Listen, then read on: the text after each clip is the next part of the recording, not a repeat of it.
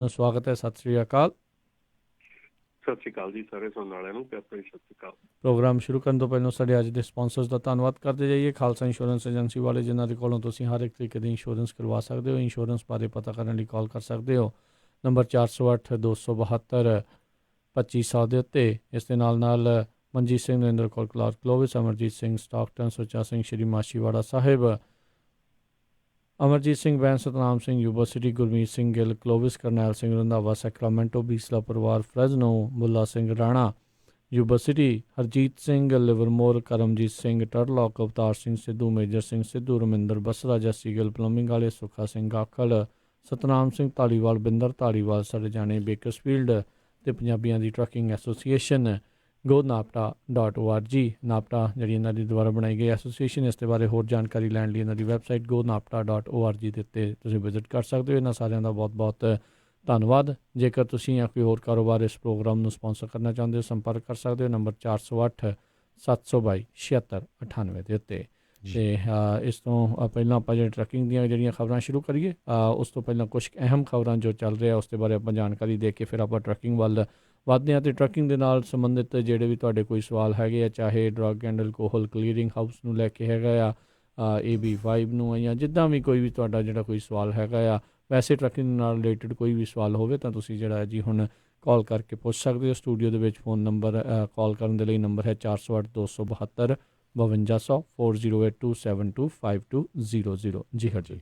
ਕੁਛ ਕੁ ਆਪਾਂ ਜਿਹੜੀਆਂ ਖਬਰਾਂ ਸਾਂਝੀਆਂ ਕਰੀਏ ਟਰੱਕਿੰਗ ਤੋਂ ਪਹਿਲਾਂ, ਜਿਹੜੀ ਯੂਕਰੇਨ ਦੀ ਇੱਕ ਜਿਹੜੀ ਫਲਾਈਟ ਹੈਗੀ ਆ, ਜਿਹੜੀ ਕ੍ਰੈਸ਼ ਹੋਈ ਸੀ ਕੱਲ੍ਹ ਤਹਿਰਾਨ ਦੇ ਈਰਾਨ ਦੇ ਵਿੱਚ, ਅਤੇ ਉਹਦੇ ਸੰਬੰਧ ਦੇ ਵਿੱਚ ਯੂਕਰੇਨ ਦੇ ਜਿਹੜੇ ਆਫੀਸ਼ੀਅਲਸ ਆ, ਹੁਣ ਉਹ ਕਹਿੰਦੇ ਆ ਵੀ ਹੋ ਸਕਦਾ ਇਹ ਰਸ਼ੀਅਨ ਮਿਸਲ ਦੇ ਨਾਲ ਡਿੱਗੀ ਹੋਵੇ। ਸੋ ਉਹ ਜਿਹੜੀ ਆ ਪੋਸੀਬਲ ਕਾਜ਼ ਕਹਿੰਦੇ ਉਹ ਹੋ ਸਕਦਾ।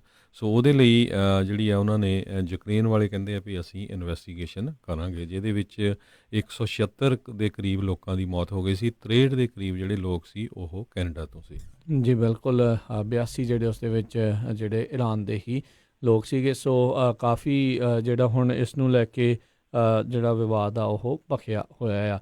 ਉੱਧਰ ਜੇ ਗੱਲ ਕਰਦੇ ਜਾਈਏ ਤਾਂ ਇੱਕ ਜਿਹੜੀ ਨਵੀਂ ਹੁਣ ਜਿਹੜੀ ਪੋਲਿੰਗ ਆ ਉਸ ਤੋਂ ਬਾਅਦ ਦੇ ਵਿੱਚ ਕਹਿੰਦੇ ਵੀ ਜਿਹੜੇ ਕੁਛ ਅਮਰੀਕੀ ਆ ਉਹ ਕਹਿ ਰਹੇ ਆ ਵੀ ਜਿਹੜੇ ਸੁਲੇਮਾਨੀ ਨੂੰ ਜਿਹੜਾ ਮਾਰਨ ਦੇ ਕਰਕੇ ਅਮਰੀਕਾ ਜਿਹੜਾ ਆ ਉਹ ਘੱਟ ਸੁਰੱਖਿਅਤ ਹੋਇਆ ਆ। ਅਤੇ ਟਰੰਪ ਜਿਹੜੇ ਆ ਉਹਨਾਂ ਨੇ ਕਿਤੇ ਨਾ ਕਿਤੇ ਰੈਕਲੈਸਨੈਸ ਜਿਹੜੀ ਈਰਾਨ ਦੇ ਮਾਮਲੇ ਦੇ ਵਿੱਚ ਜਿਹੜੀ ਉਹ ਦਿਖਾਈ ਆ।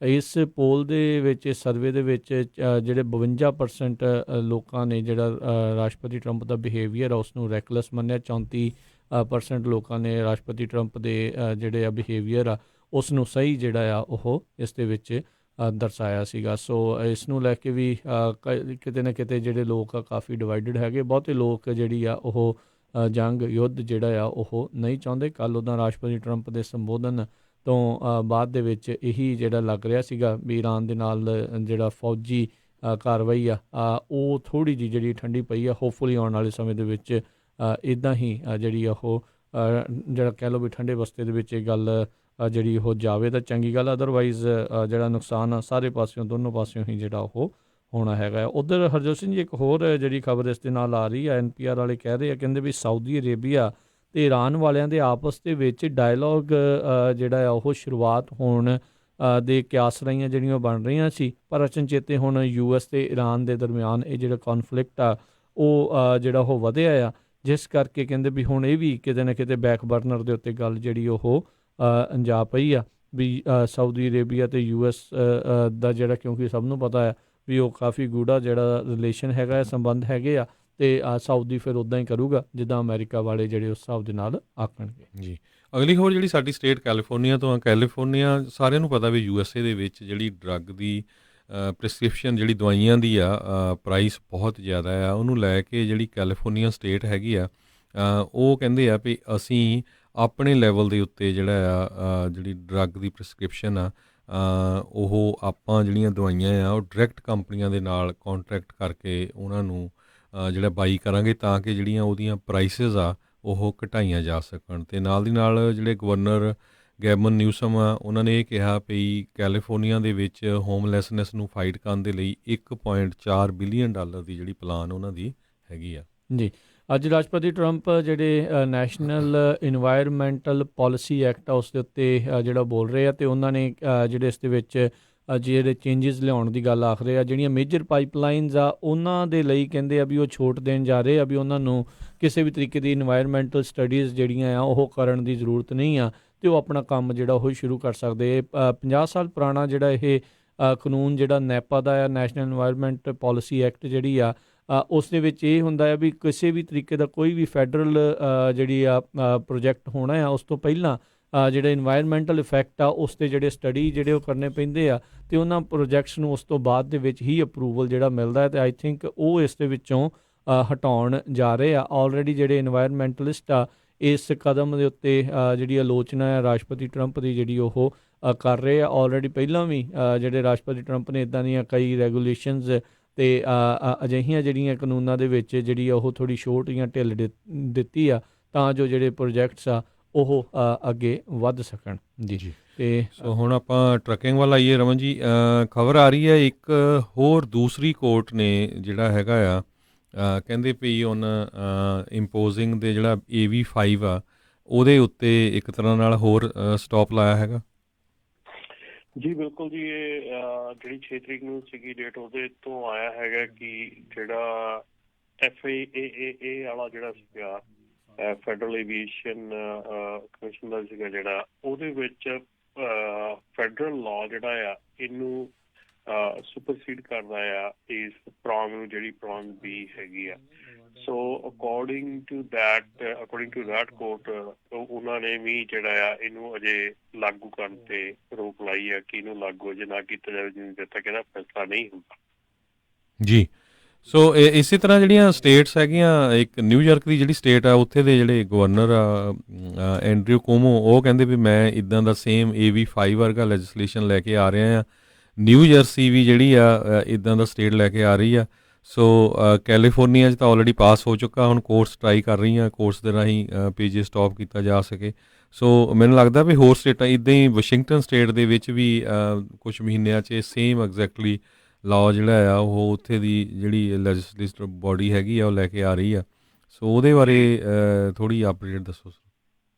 ਜੀ ਇਹੋ ਹੀ ਜਿਹੜਾ ਐਕਚੁਅਲ ਸਿਚੁਏਸ਼ਨ ਇਹ ਬਣੀ ਹੈ ਕਿ 1994 ਦੇ ਵਿੱਚ ਫੈਡਰਲ ਏਵੀਏਸ਼ਨ ਐਡਮਿਨਿਸਟ੍ਰੇਸ਼ਨ ਆਥੋਰਾਈਜ਼ੇਸ਼ਨ ਐਕਟ ਬਣਿਆ ਸੀਗਾ, ਜਿਹਦੇ ਵਿੱਚ ਕਿ ਇੱਦਾਂ ਦੇ ਜਿਹੜੇ ਕੁਛ ਚੀਜ਼ਾਂ ਹੈਗੀਆਂ ਜਿਹੜੀਆਂ ਕਿ ਟਰੱਕਿੰਗ ਇੰਡਸਟਰੀ ਦੇ ਉੱਤੇ ਇੰਪੋਜ਼ ਕਰਨ ਤੋਂ ਰੋਕ ਲੱਗੀ ਸੀਗੀ। ਸੋ ਇਹ ਸਾਰਾ ਕੁਛ ਜਿਹੜਾ ਆ ਉਹਦੇ ਹਵਾਲੇ ਦੇ ਨਾਲ ਰੋਕਿਆ ਜਾ ਰਿਹਾ ਹੈ, ਜਿਹੜਾ FAA ਐਕਟ ਹੈਗਾ 1994 ਦਾ।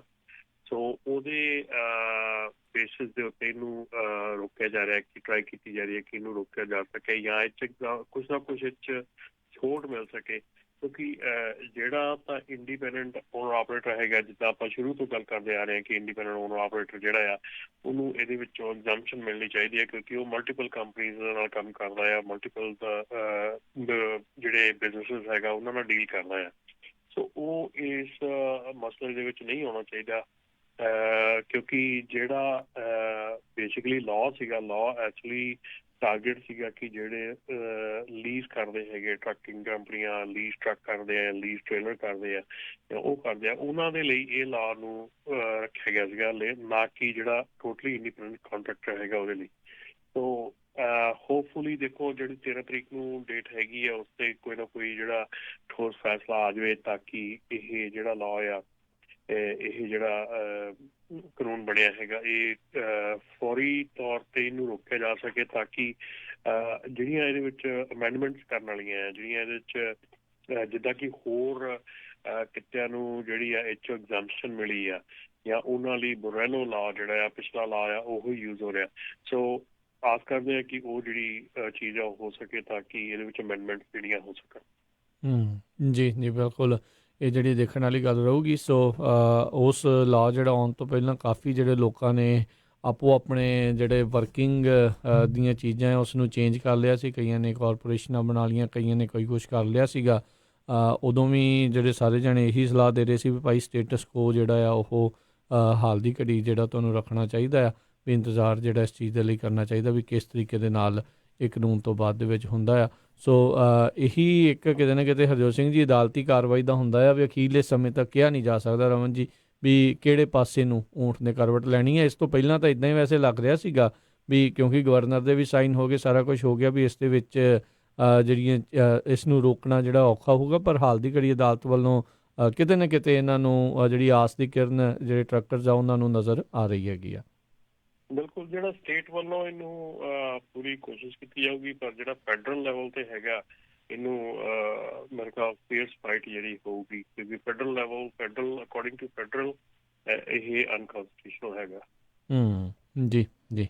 ਅਤੇ ਅਗਲੀ ਜਿਹੜੀ ਆਪਾਂ ਗੱਲ ਕਰਦੇ ਹਾਂ, ਆਪਣੇ ਬਹੁਤ ਸਾਰੇ ਜਿਹੜੇ ਰਮਨ ਜੀ ਕਾਲਰਸ ਆ ਜਿਹੜੇ, ਕਿਉਂਕਿ 6 ਤਰੀਕ ਜਿਹੜੀ ਇੱਕ drug and alcohol clearing house the registration date ਜਿਹੜੀ ਆ ਉਹ ਆ ਚੁੱਕੀ ਸੀਗੀ, ਲੰਘ ਚੁੱਕੀ ਆ। ਉਸ ਦੇ ਬਾਰੇ ਪੁੱਛ ਰਹੇ ਆ ਵੀ ਕੀ ਅਜੇ ਵੀ ਰਜਿਸਟਰ ਕੀਤਾ ਜਾ ਸਕਦਾ ਆ, ਕੋਈ ਜੁਰਮਾਨਾ ਤਾਂ ਨਹੀਂ, ਅਤੇ ਕਿਹੜੇ ਲੋਕ ਜਿਹੜੇ ਰਜਿਸਟਰ ਕਰਨ। ਕਈ ਕਾਲਾਂ ਤੋਂ ਰਮਨ ਜੀ ਇਹ ਚੀਜ਼ ਜਿਹੜੀ ਲੱਗੀ ਹੈ, ਬਹੁਤ ਸਾਰੇ ਲੋਕ ਨੂੰ, ਬਹੁਤ ਸਾਰੇ ਜਿਹੜੇ ਡਰਾਈਵਰਸ ਆ ਜਿਹੜੇ ਕਿ ਕੰਪਿਊਟਰ ਤੋਂ ਚੰਗੀ ਤਰ੍ਹਾਂ ਵਾਕਫ ਨਹੀਂ ਆ, ਉਹਨਾਂ ਨੂੰ ਕਾਫੀ ਜਿਹੜੀਆਂ ਇਸ ਚੀਜ਼ ਦੇ ਵਿੱਚ ਮੁਸ਼ਕਿਲਾਂ ਦਾ ਸਾਹਮਣਾ ਜਿਹੜਾ ਕਰਨਾ ਪੈ ਰਿਹਾ ਹੈ। ਉਹਨਾਂ ਨੂੰ ਕੀ ਸਲਾਹ ਹੈਗੀ ਵੀ ਉਹ ਕਿਸ ਤਰੀਕੇ ਦੇ ਨਾਲ ਜਿਹੜੇ ਉਹ ਕਰ ਸਕਣ?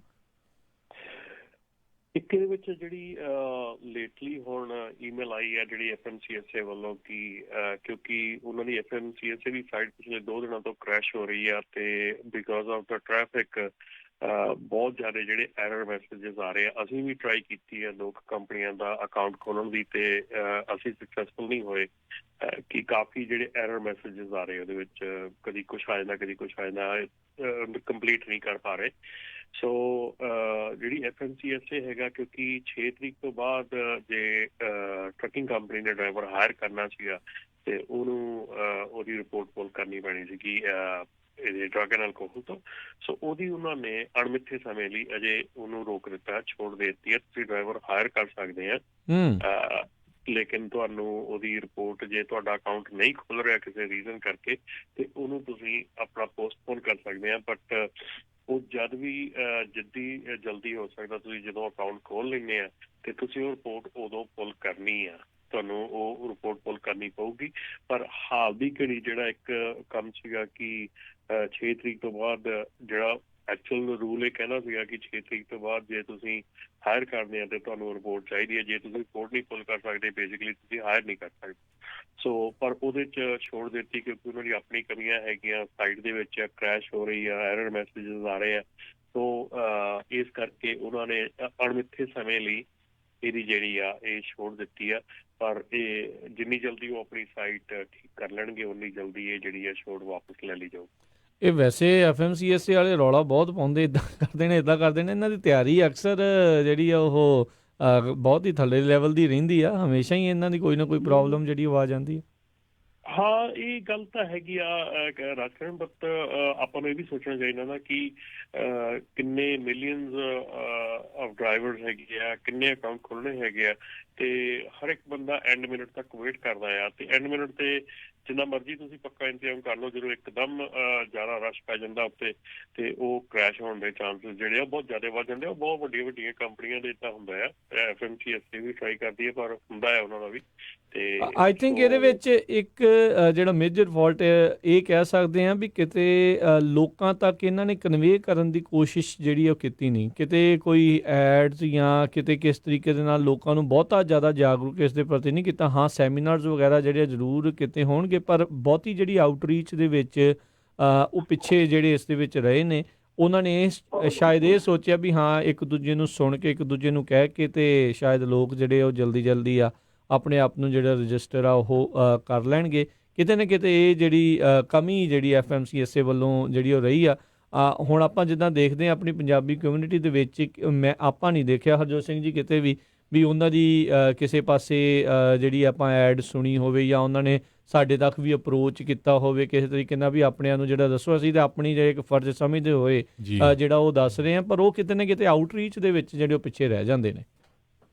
ਆਊਟਰੀਚ ਰਾਜਕਰਨ ਕਾਫੀ ਹੁੰਦੀ ਆ ਉਹਨਾਂ ਦੀ, ਜਿਹੜੇ ਉਹਨਾਂ ਦੇ ਮੈਜਰਸ ਹੈਗੇ ਆ, ਮੀਨਸ ਹੈਗੇ ਆ, ਉਹਦੇ ਤਰੀਕੇ ਦੇ ਨਾਲ ਕਾਫੀ ਕਰਦੇ ਹੈਗੇ। ਜਿੰਨੀਆਂ ਵੀ ਟਰੱਕਿੰਗ ਕੰਪਨੀਆਂ ਹੈਗੀਆਂ ਸਾਰੀਆਂ ਜਿਹੜੀਆਂ ਉਹਨਾਂ ਦਾ FMCSA ਦੇ ਕੋਡ, ਐਡਰੈਸਿਸ, ਈਮੇਲਸ, ਸਾਰਾ ਕੁਝ ਹੁੰਦਾ ਆ। ਜੇ ਤੁਸੀਂ ਆਪਣੇ ਜਿਹੜੀਆਂ ਚਿੱਠੀ ਪੱਤਰ ਆ ਉਹ ਸਾਰਾ ਧਿਆਨ ਨਾਲ ਦੇਖਦੇ ਹੈਗੇ ਆ ਤੇ ਪ੍ਰੀ ਮਚ ਹਰ ਇੱਕ ਟਰੱਕਿੰਗ ਕੰਪਨੀ ਨੂੰ ਇਹ ਲੈਟਰਸ ਪਿਛਲੇ 6 ਮਹੀਨਿਆਂ ਤੋਂ ਈਮੇਲਸ ਆ ਰਹੀਆਂ ਹੈਗੀਆਂ ਔਰ ਉਹ ਅਪਡੇਟ ਕਰ ਰਹੇ ਹੈਗੇ ਆ।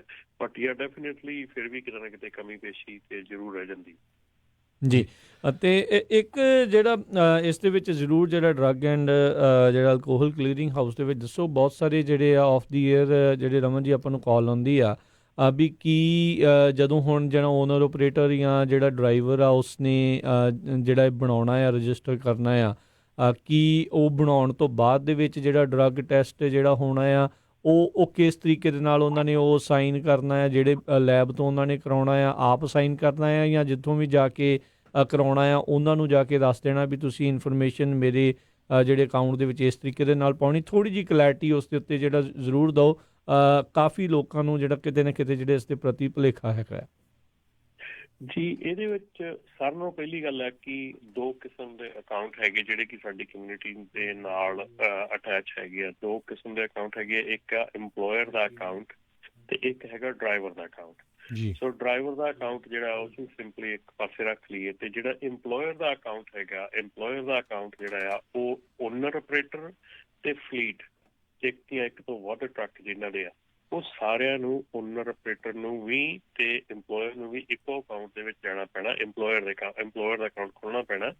ਜਿਹੜੇ ਓਨਰ ਆਪਰੇਟਰ ਆ, ਜਦੋਂ EMPLOYER ਦਾ ਅਕਾਊਂਟ ਖੋਲ੍ਹਣਾ ਆ ਉਹਦੇ ਵਿੱਚ ਅੱਗੇ ਜਾ ਕੇ ਤੁਹਾਨੂੰ ਕੁਐਸਚਨ ਆਉਣਾ ਹੈ, ਆਰ ਯੂ ਓਨਰ ਆਪਰੇਟਰ? ਉੱਥੇ ਯੈਸ ਕਰਨੀ ਹੈ। ਸੋ ਜਿਹੜੇ ਓਨਰ ਆਪਰੇਟਰ EMPLOYER ਆ ਉਹ ਸਾਰਾ ਇੱਕ ਅਕਾਊਂਟ ਹੈਗਾ, ਡਰਾਈਵਰ ਦਾ ਇੱਕ ਅਕਾਊਂਟ ਹੈਗਾ। ਜਿਹੜੇ ਓਨਰ ਆਪਰੇਟਰ ਹੈਗੇ ਆ ਤੇ ਆਪਣੇ EMPLOYER ਹੈਗੇ ਆ, ਉਹਨਾਂ ਨੂੰ ਇਹਦਾ ਅਕਾਊਂਟ ਖੋਲ੍ਹਣ ਵਾਸਤੇ FMCSA ਪੋਰਟਲ ਅਕਾਊਂਟ ਦਾ ਖੁੱਲ੍ਹਿਆ ਹੋਣਾ ਜ਼ਰੂਰੀ ਆ ਪਹਿਲਾਂ। ਸੋ FMCSA ਦਾ ਪੋਰਟਲ ਅਕਾਊਂਟ ਜਿਹੜਾ ਆ ਉਹ ਤੁਸੀਂ ਖੋਲ੍ਹ ਸਕਦੇ ਆ। ਤੁਹਾਨੂੰ ਮੇਲ ਦੇ ਵਿੱਚ ਪਿਨ ਆਈ ਹੁੰਦੀ ਆ, ਉਹ ਪਿਨ ਨੰਬਰ ਤੇ ਤੁਸੀਂ ਆਪਣੇ ਜਿਹੜੇ ਕ੍ਰੈਡੈਂਸ਼ੀਅਲਸ ਆ ਦੋਨੋਂ ਇਕੱਠੇ ਕਰਕੇ ਤੁਸੀਂ ਉਹ ਅਕਾਊਂਟ ਖੋਲ੍ਹ ਸਕਦੇ ਆ। ਉੱਥੇ ਜਦੋਂ ਤੁਸੀਂ ਅਕਾਊਂਟ ਖੋਲ੍ਹਦੇ ਆ ਉੱਥੇ ਤੁਸੀਂ ਰੋਲ ਡੈਜ਼ਿਗਨੇਟ ਕਰਨੇ ਆ ਕਿ ਮੈਂ ਆਪਣੀ ਕੰਪਨੀ ਵਿੱਚ ਇੱਕੋ ਹੀ ਬੰਦਾ ਆ ਜਿਹਨੇ ਮੈਂ ਇਹ ਸਾਰੀਆਂ ਚੀਜ਼ਾਂ ਕਰਨੀਆਂ। ਉੱਥੇ ਤੁਸੀਂ ਰੋਲ ਡੈਜ਼ਿਗਨੇਟ ਕਰਨਾ ਆ ਜਿਹੜਾ ਪੋਰਟਲ ਅਕਾਊਂਟ ਖੋਲ੍ਹਣਾ ਆ। ਸੋ ਪੋਰਟਲ ਅਕਾਊਂਟ ਦੇ ਵਿੱਚ ਜੇ ਤੁਹਾਡੀ ਕੰਪਨੀ ਜਿਹੜੀ ਆ ਉਹ ਵੱਡੀ ਆ ਔਰ ਉਹਦੇ ਵਿੱਚ ਤੁਸੀਂ ਚਾਹੁੰਦੇ ਆ ਕਿ ਇੱਕ ਦੋ ਬੰਦੇ ਹੋਰ ਮੈਂ ਡੈਜ਼ਿਗਨੇਟ ਕਰਾਂ ਜਿਹੜੇ ਕਿ ਇਹ ਕੁਐਰੀ ਪੁੱਲ ਕਰ ਸਕਦੇ ਆ ਜਾਂ ਇਹ ਰਿਪੋਰਟ ਕਰ ਸਕਦੇ ਆ, ਉਹ ਤੁਹਾਨੂੰ ਉੱਥੇ ਉਹ ਰੋਲ ਜਿਹੜੇ ਐਡ ਕਰਨੇ ਪੈਣੇ ਆ FMCSA ਪੋਰਟਲ ਅਕਾਊਂਟ ਦੇ ਵਿੱਚ। 1 2 3 4 ਜਿੰਨੇ ਵੀ ਰੋਲ ਤੁਸੀਂ ਐਡ ਕਰਨੇ ਆ ਉਹ ਐਡ ਕਰਨੇ ਪੈਣੇ ਆ ਤਾਂ ਕਿ ਉਹਨਾਂ ਦਾ ਅੱਗੇ ਰੀਜ਼ਨ ਦੱਸਣਾ ਪੈਣਾ ਵੀ ਕਿਉਂ ਐਡ ਕੀਤੇ ਆ ਰੋਲ ਤੁਸੀਂ।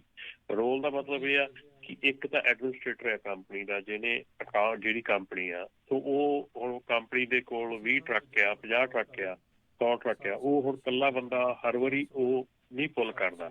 ਸੋ ਉਹਨਾਂ ਦਾ HR ਡਿਪਾਰਟਮੈਂਟ ਹੈਗਾ ਜਿਹਦੇ ਵਿੱਚ 2 ਬੰਦੇ ਹੋਰ ਰੱਖੇ ਆ ਜਿਹੜੇ ਉਹ ਅਕਾਊਂਟ ਤੋਂ ਜਾ ਕੇ ਕੁਐਰੀ ਪੁੱਲ ਕਰਦੇ ਆ। ਸੋ ਤੁਹਾਨੂੰ ਉਹ 2 ਬੰਦਿਆਂ ਨੂੰ ਉੱਥੇ ਜਿਹੜਾ FMCSA ਪੋਰਟਲ ਅਕਾਊਂਟ ਆ ਉੱਥੇ ਤੁਹਾਨੂੰ ਐਡ ਕਰਨਾ ਪੈਣਾ ਉਹ ਰੋਲ, ਤਾਂ ਕਿ ਜਦੋਂ ਉਹ ਬੰਦੇ ਜਾ ਕੇ ਆਪਣਾ ਸਾਈਨ ਅਪ ਕਰਨਗੇ ਐਜ਼ ਅ ਐਡਮਿਨਿਸਟ੍ਰੇਟਰ, ਤੁਹਾਡੇ USDOT ਨਾਲ ਅਟੈਚ ਹੋਊਗਾ ਤੇ ਤੁਸੀਂ ਉਹ ਰੋਲ ਆਲਰੇਡੀ ਅਪਰੂਵ ਕਰਵਾਇਆ ਹੋਊਗਾ FMCSA ਤੋਂ, ਤਾਂ ਹੀ ਉਹ 2 ਬੰਦੇ ਜਿਹੜੇ ਆ ਉਹ ਅਟੈਚ ਹੋ ਸਕਦੇ ਤੁਹਾਡੀ ਕੰਪਨੀ ਦੇ ਅੰਡਰ। ਸੋ ਇਹ ਬੜੀ ਕਨਫਿਊਜ਼ਿੰਗ ਹੈਗੀਆਂ। ਮੈਂ ਡੈਫੀਨੇਟਲੀ 100% ਕਿਉਂਕਿ ਅਸੀਂ ਪਿਛਲੇ 3-4 ਦਿਨਾਂ ਤੋਂ ਡਿਫਰੈਂਟ ਕੰਪਨੀਆਂ ਦੇ ਅਕਾਊਂਟ ਖੋਲ੍ਹ ਕੇ ਅਸੀਂ ਪ੍ਰੈਕਟਿਸ ਕਰਦੇ ਪਏ ਆ ਤੇ ਟਰਾਈ ਕਰਦੇ ਪਏ ਆ, ਪਰ ਹੋ ਨਹੀਂ ਸੀ ਰਿਹਾ। ਸੋ ਕਨਫਿਊਜ਼ਿੰਗ ਹੈਗਾ, ਪਰ ਸਾਰਾ ਕੁਛ ਕਰਨ ਦੇ ਨਾਲ ਕੁਛ ਲਰਨ ਕੀਤਾ ਕਿ ਕਿਹੜੀਆਂ ਚੀਜ਼ਾਂ ਜ਼ਰੂਰੀ ਹੈਗੀਆਂ। ਜਿਹੜਾ ਡਰਾਈਵਰ ਅਕਾਊਂਟ ਹੈਗਾ ਉਹ ਸਿੰਪਲ ਹੈਗਾ, ਤੁਸੀਂ ਐਜ਼ ਅ ਡਰਾਈਵਰ ਅਕਾਊਂਟ ਖੋਲ੍ਹਣਾ ਹੈਗਾ। ਉਹਦੇ ਵਿੱਚ ਜਾ ਕੇ ਤੁਸੀਂ ਸਾਰੇ ਆਪਣੇ ਕ੍ਰੈਡੈਂਸ਼ੀਅਲਸ ਭਰਨੇ ਆ ਤੇ ਆਪਣਾ ਡਰਾਈਵਰ ਲਾਇਸੈਂਸ ਨੰਬਰ ਜਿਹੜਾ ਉਹਦੇ ਵਿੱਚ ਐਡ ਕਰਨਾ ਆ, ਤੁਸੀਂ ਆਪਣਾ ਡਰਾਈਵਰ ਲਾਇਸੈਂਸ ਦੀ ਇਨਫੋਰਮੇਸ਼ਨ ਐਡ ਕਰਨੀ। ਜੀ ਬਿਲਕੁਲ। ਅਤੇ ਇੱਕ ਸਾਡੇ ਕਾਲਰ ਉਹਨਾਂ ਨੇ ਦੱਸਿਆ ਵੀ ਜਿਹੜਾ I-15 ਨਵਾਡਾ ਅਤੇ ਕੈਲੀਫੋਰਨੀਆ ਦੇ ਜਿਹੜੇ ਬਾਰਡਰ ਦੇ ਉੱਤੇ ਨਾਰਥ ਬਾਉਂਡ ਜਿਹੜੇ ਸ਼ੂਟਿੰਗ ਦੇ ਕਰਕੇ ਅਜੇ ਵੀ ਜਿਹੜਾ ਉਹ ਕਲੋਜ਼ ਡਾਊਨ ਜਿਹੜਾ ਹੈਗਾ ਆ I-15 ਨਵਾਡਾ ਕੈਲੀਫੋਰਨੀਆ ਦੇ ਬਾਰਡਰ ਦੇ ਉੱਤੇ। ਕਹਿੰਦੇ ਰਾਤ ਦੀ ਸ਼ੂਟਿੰਗ ਹੋਈ ਹੈ, ਪਹਿਲਾਂ ਦੋਨੋਂ ਪਾਸੇ ਬੰਦ ਸੀਗਾ, ਪਰ ਹੁਣ ਸਾਊਥ ਬਾਉਂਡ ਸ਼ਾਇਦ ਚੱਲ ਪਿਆ ਤੇ ਨਾਰਥ ਬਾਉਂਡ ਅਜੇ ਵੀ ਜਿਹੜਾ ਉਹ ਬੰਦ ਹੈਗਾ। ਹੋਰ ਵੀ ਕਈ ਥਾਵਾਂ ਦੇ ਉੱਤੇ ਜਿਹੜਾ ਵੈਦਰ ਆ ਉਹ ਜਿਹੜਾ ਆ ਉਹ ਇੰਨਾ ਠੀਕ ਨਹੀਂ ਹੈਗਾ। ਸੋ ਜਿੰਨੇ ਵੀ ਡਰਾਈਵਰਸ ਵਗੈਰਾ ਇਹਨਾਂ ਇਲਾਕਿਆਂ ਦੇ ਵਿੱਚੋਂ ਉਹਨਾਂ ਤੋਂ ਲੰਘ ਰਹੇ ਆ ਵੀ ਜ਼ਰੂਰ ਆਪਣੇ ਵੈਦਰ ਦਾ ਧਿਆਨ ਰੱਖਦੇ ਹੋਏ ਸੁਰੱਖਿਆ ਨੂੰ ਮੁੱਖ ਰੱਖਦੇ ਹੋਏ ਜਿਹੜਾ ਉਹ ਅੱਗੇ ਵਧਣ। ਜੀ ਹਰਜੋਤ ਜੀ। ਜੀ ਬਿਲਕੁਲ। ਸੋ ਹੋਰ ਵੀ ਸਰੋਤਿਓ ਜੇ ਤੁਹਾਨੂੰ ਕੁਐਸਚਨ ਹੈਗਾ ਤੇ ਪਲੀਜ਼ ਤੁਸੀਂ ਕਾਲ ਕਰ ਸਕਦੇ ਹੋ 408 272 5200 ਤੇ 4082725200। ਜੀ ਜੀ ਫੇਸਬੁੱਕ ਤੇ ਕੁਐਸਚਨ ਆਇਆ ਹੈਗਾ ਕਮਲਦੀਪ ਕੌਰ ਉਹਨਾਂ ਦਾ ਕਿ ਅਸੀਂ ਇਸ ਸਾਲ W2 ਦੇਣੇ ਆ। ਤੁਹਾਡੀ ਸਿਚੁਏਸ਼ਨ ਨਹੀਂ ਪਤਾ ਕਿ ਤੁਸੀਂ ਡਰਾਈਵਰ ਦੀ ਗੱਲ ਕਰ ਰਹੇ ਆ ਜਾਂ ਓਨਰ ਆਪਰੇਟਰ ਦੀ ਗੱਲ ਕਰ ਰਹੇ ਆ, ਸੋ ਇਸ ਕਰਕੇ ਆਪਣੀ ਗੱਲ ਕਲੀਅਰ ਜ਼ਰੂਰ ਕਰੋ। ਤੇ ਉੱਦਾਂ ਵੈਸੇ ਕਲੀਅਰ ਕਰਦੀ ਜੇ ਡਰਾਈਵਰ ਆ ਤੇ 100% W2 ਹੀ ਜਿਹੜਾ ਬਣਦਾ ਆ ਉਹਦੇ ਲਈ AB5 ਨਹੀਂ। ਉਹ ਪਹਿਲੋਂ ਵੀ ਕਾਨੂੰਨ ਜਿਹੜਾ ਉਹ ਪਹਿਲੋਂ ਵੀ ਇਹੀ ਸੀਗਾ ਵੀ ਡਰਾਈਵਰ ਨੂੰ W2 ਹੀ ਦੇਣਾ ਹੈਗਾ ਆ ਜਿਹੜਾ EMPLOYE ਹੈਗਾ ਤੁਹਾਡਾ। ਜੀ ਆਪਣੇ ਨਾਲ ਕਾਲਰ ਜੁੜੇ ਨੇ ਲਵਲੀ, ਸਤਿ ਸ਼੍ਰੀ ਅਕਾਲ ਜੀ। ਹਾਂਜੀ, ਤਿੰਨਾਂ ਭਰਾਵਾਂ ਤੇ ਪੰਜਾਬੀ ਰੇਡੀਓ USA ਦੇ ਸਾਰੇ ਟੱਬਰ ਨੂੰ ਵਾਹਿਗੁਰੂ ਜੀ ਕਾ ਖਾਲਸਾ ਵਾਹਿਗੁਰੂ ਜੀ ਕੀ ਫਤਿਹ ਜੀ। ਹਾਂਜੀ ਭਾਜੀ, ਮੇਰਾ ਰਮਨ ਜੀ ਨੂੰ ਸਵਾਲ ਇਹ ਵੀ AB5 ਦੇ ਨਾਲ ਕੀ ਹੋਏਗਾ ਵੀ ਕੀ ਇੰਨਾ ਇਫੈਕਟ ਪੈ ਜਾਏਗਾ ਸਾਡੇ ਤੇ, ਜਿਹੜਾ ਟੈਕਸ ਦਾ ਕਾਹਦੇ ਤੇ ਇਫੈਕਟ ਪਏਗਾ ਕਿ ਵੀ ਸਾਰੇ ਡਰੇ ਪਏ ਨੇ ਇਹਦੇ ਤੋਂ ਵੀ ਕੀ ਗੱਲ ਇਹ ਕਿ ਜ਼ਿਆਦਾ ਕੋਈ ਭਿਆਨਕ ਆ ਰਿਹਾ ਕੋਈ ਸਾਡੇ ਲਈ, ਖਾਸ ਕਰਕੇ ਟਰਕਿੰਗ ਵਾਲਿਆਂ ਲਈ? ਬਸ ਇਹੀ ਸਵਾਲ ਸੀ ਮੇਰਾ ਭਾਜੀ। Thank you. ਬਿਲਕੁਲ ਜੀ, ਜਿਹੜਾ AB5 ਹੈਗਾ ਜਿਸ ਰੂਪ ਦੇ ਵਿੱਚ ਹੁਣ ਇਸ ਵੇਲੇ ਹੈਗਾ, ਜੇ ਆਪਾਂ ਜਿਹੜੇ ਟਰੱਕ ਜਿਹੜੇ ਸਿੰਗਲ ਓਨਰ ਆਪਰੇਟਰ ਹੈਗੇ ਆ ਜੇ ਉਹਨਾਂ ਨੂੰ ਇੱਕ ਐਗਜ਼ੈਂਪਸ਼ਨ ਨਹੀਂ ਮਿਲਦੀ ਤਾਂ ਡੈਫੀਨੇਟਲੀ ਕਾਫੀ ਇਹ ਖਤਰਨਾਕ ਹੈਗਾ ਕਿ ਕਾਫੀ ਜਿਹੜੀਆਂ ਪ੍ਰੋਬਲਮਸ ਹੈਗੀਆਂ ਉਹ ਵਧਾ ਦਊਗਾ ਗਾਂ ਨੂੰ ਕਿ ਓਨਰ ਆਪਰੇਟਰ ਨੂੰ ਕਾਫੀ ਕੁਛ ਹੋਰ ਕਰਨਾ ਪਊਗਾ ਟੂ ਸਟੇ ਇਹ ਪ੍ਰੂਵ ਕਰਨ ਨੂੰ ਕਿ ਉਹ ਓਨਰ ਆਪਰੇਟਰ ਆ। ਸੋ ਡੈਫੀਨੇਟਲੀ ਇਹ ਕਾਫੀ ਇੰਡਸਟਰੀ ਵਾਸਤੇ ਇਹ ਜਿਹੜਾ ਆ ਇਹ ਪ੍ਰੋਬਲਮ ਹੈਗੀ ਆ। ਔਰ ਮੈਜੋਰਿਟੀ ਜਿਹੜੇ ਲੀਜ਼ ਵਾਲੇ ਹੈਗੇ ਆ ਜਿਨ੍ਹਾਂ ਦੀ ਲੀਸਿੰਗ ਹੈਗੀ ਆ, ਜਿਨ੍ਹਾਂ ਨੇ ਟਰੱਕਿੰਗ ਕੰਪਨੀ ਕੋਲੋਂ ਟਰੱਕ ਜਾਂ ਟ੍ਰੇਲਰ ਲੀਜ਼ ਕੀਤਾ ਹੋਇਆ, ਉਹਨਾਂ ਲਈ ਕਾਫੀ ਇਸ਼ੂ ਹੈਗਾ ਇਹਦੇ ਵਿੱਚ।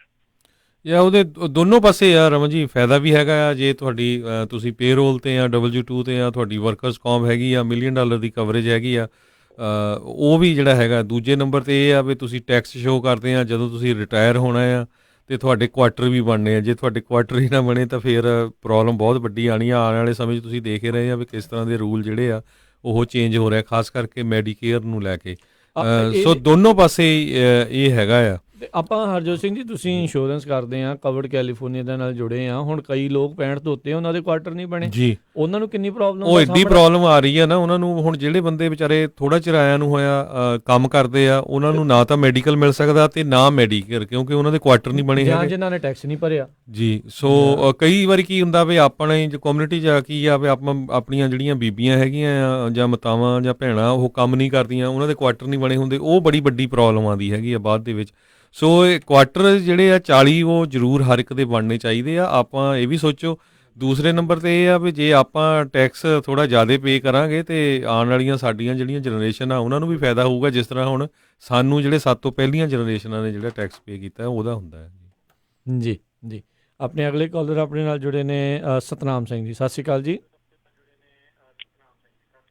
ਹਾਂਜੀ, ਪੰਜਾਬੀ ਰੇਡੀਓ ਜੀ ਸਾਰੇ ਪਰਿਵਾਰ ਨੂੰ ਪਿਆਰ ਭਰੀ ਸਤਿ ਸ਼੍ਰੀ ਅਕਾਲ ਜੀ। ਸਤਿ ਸ਼੍ਰੀ ਅਕਾਲ ਜੀ।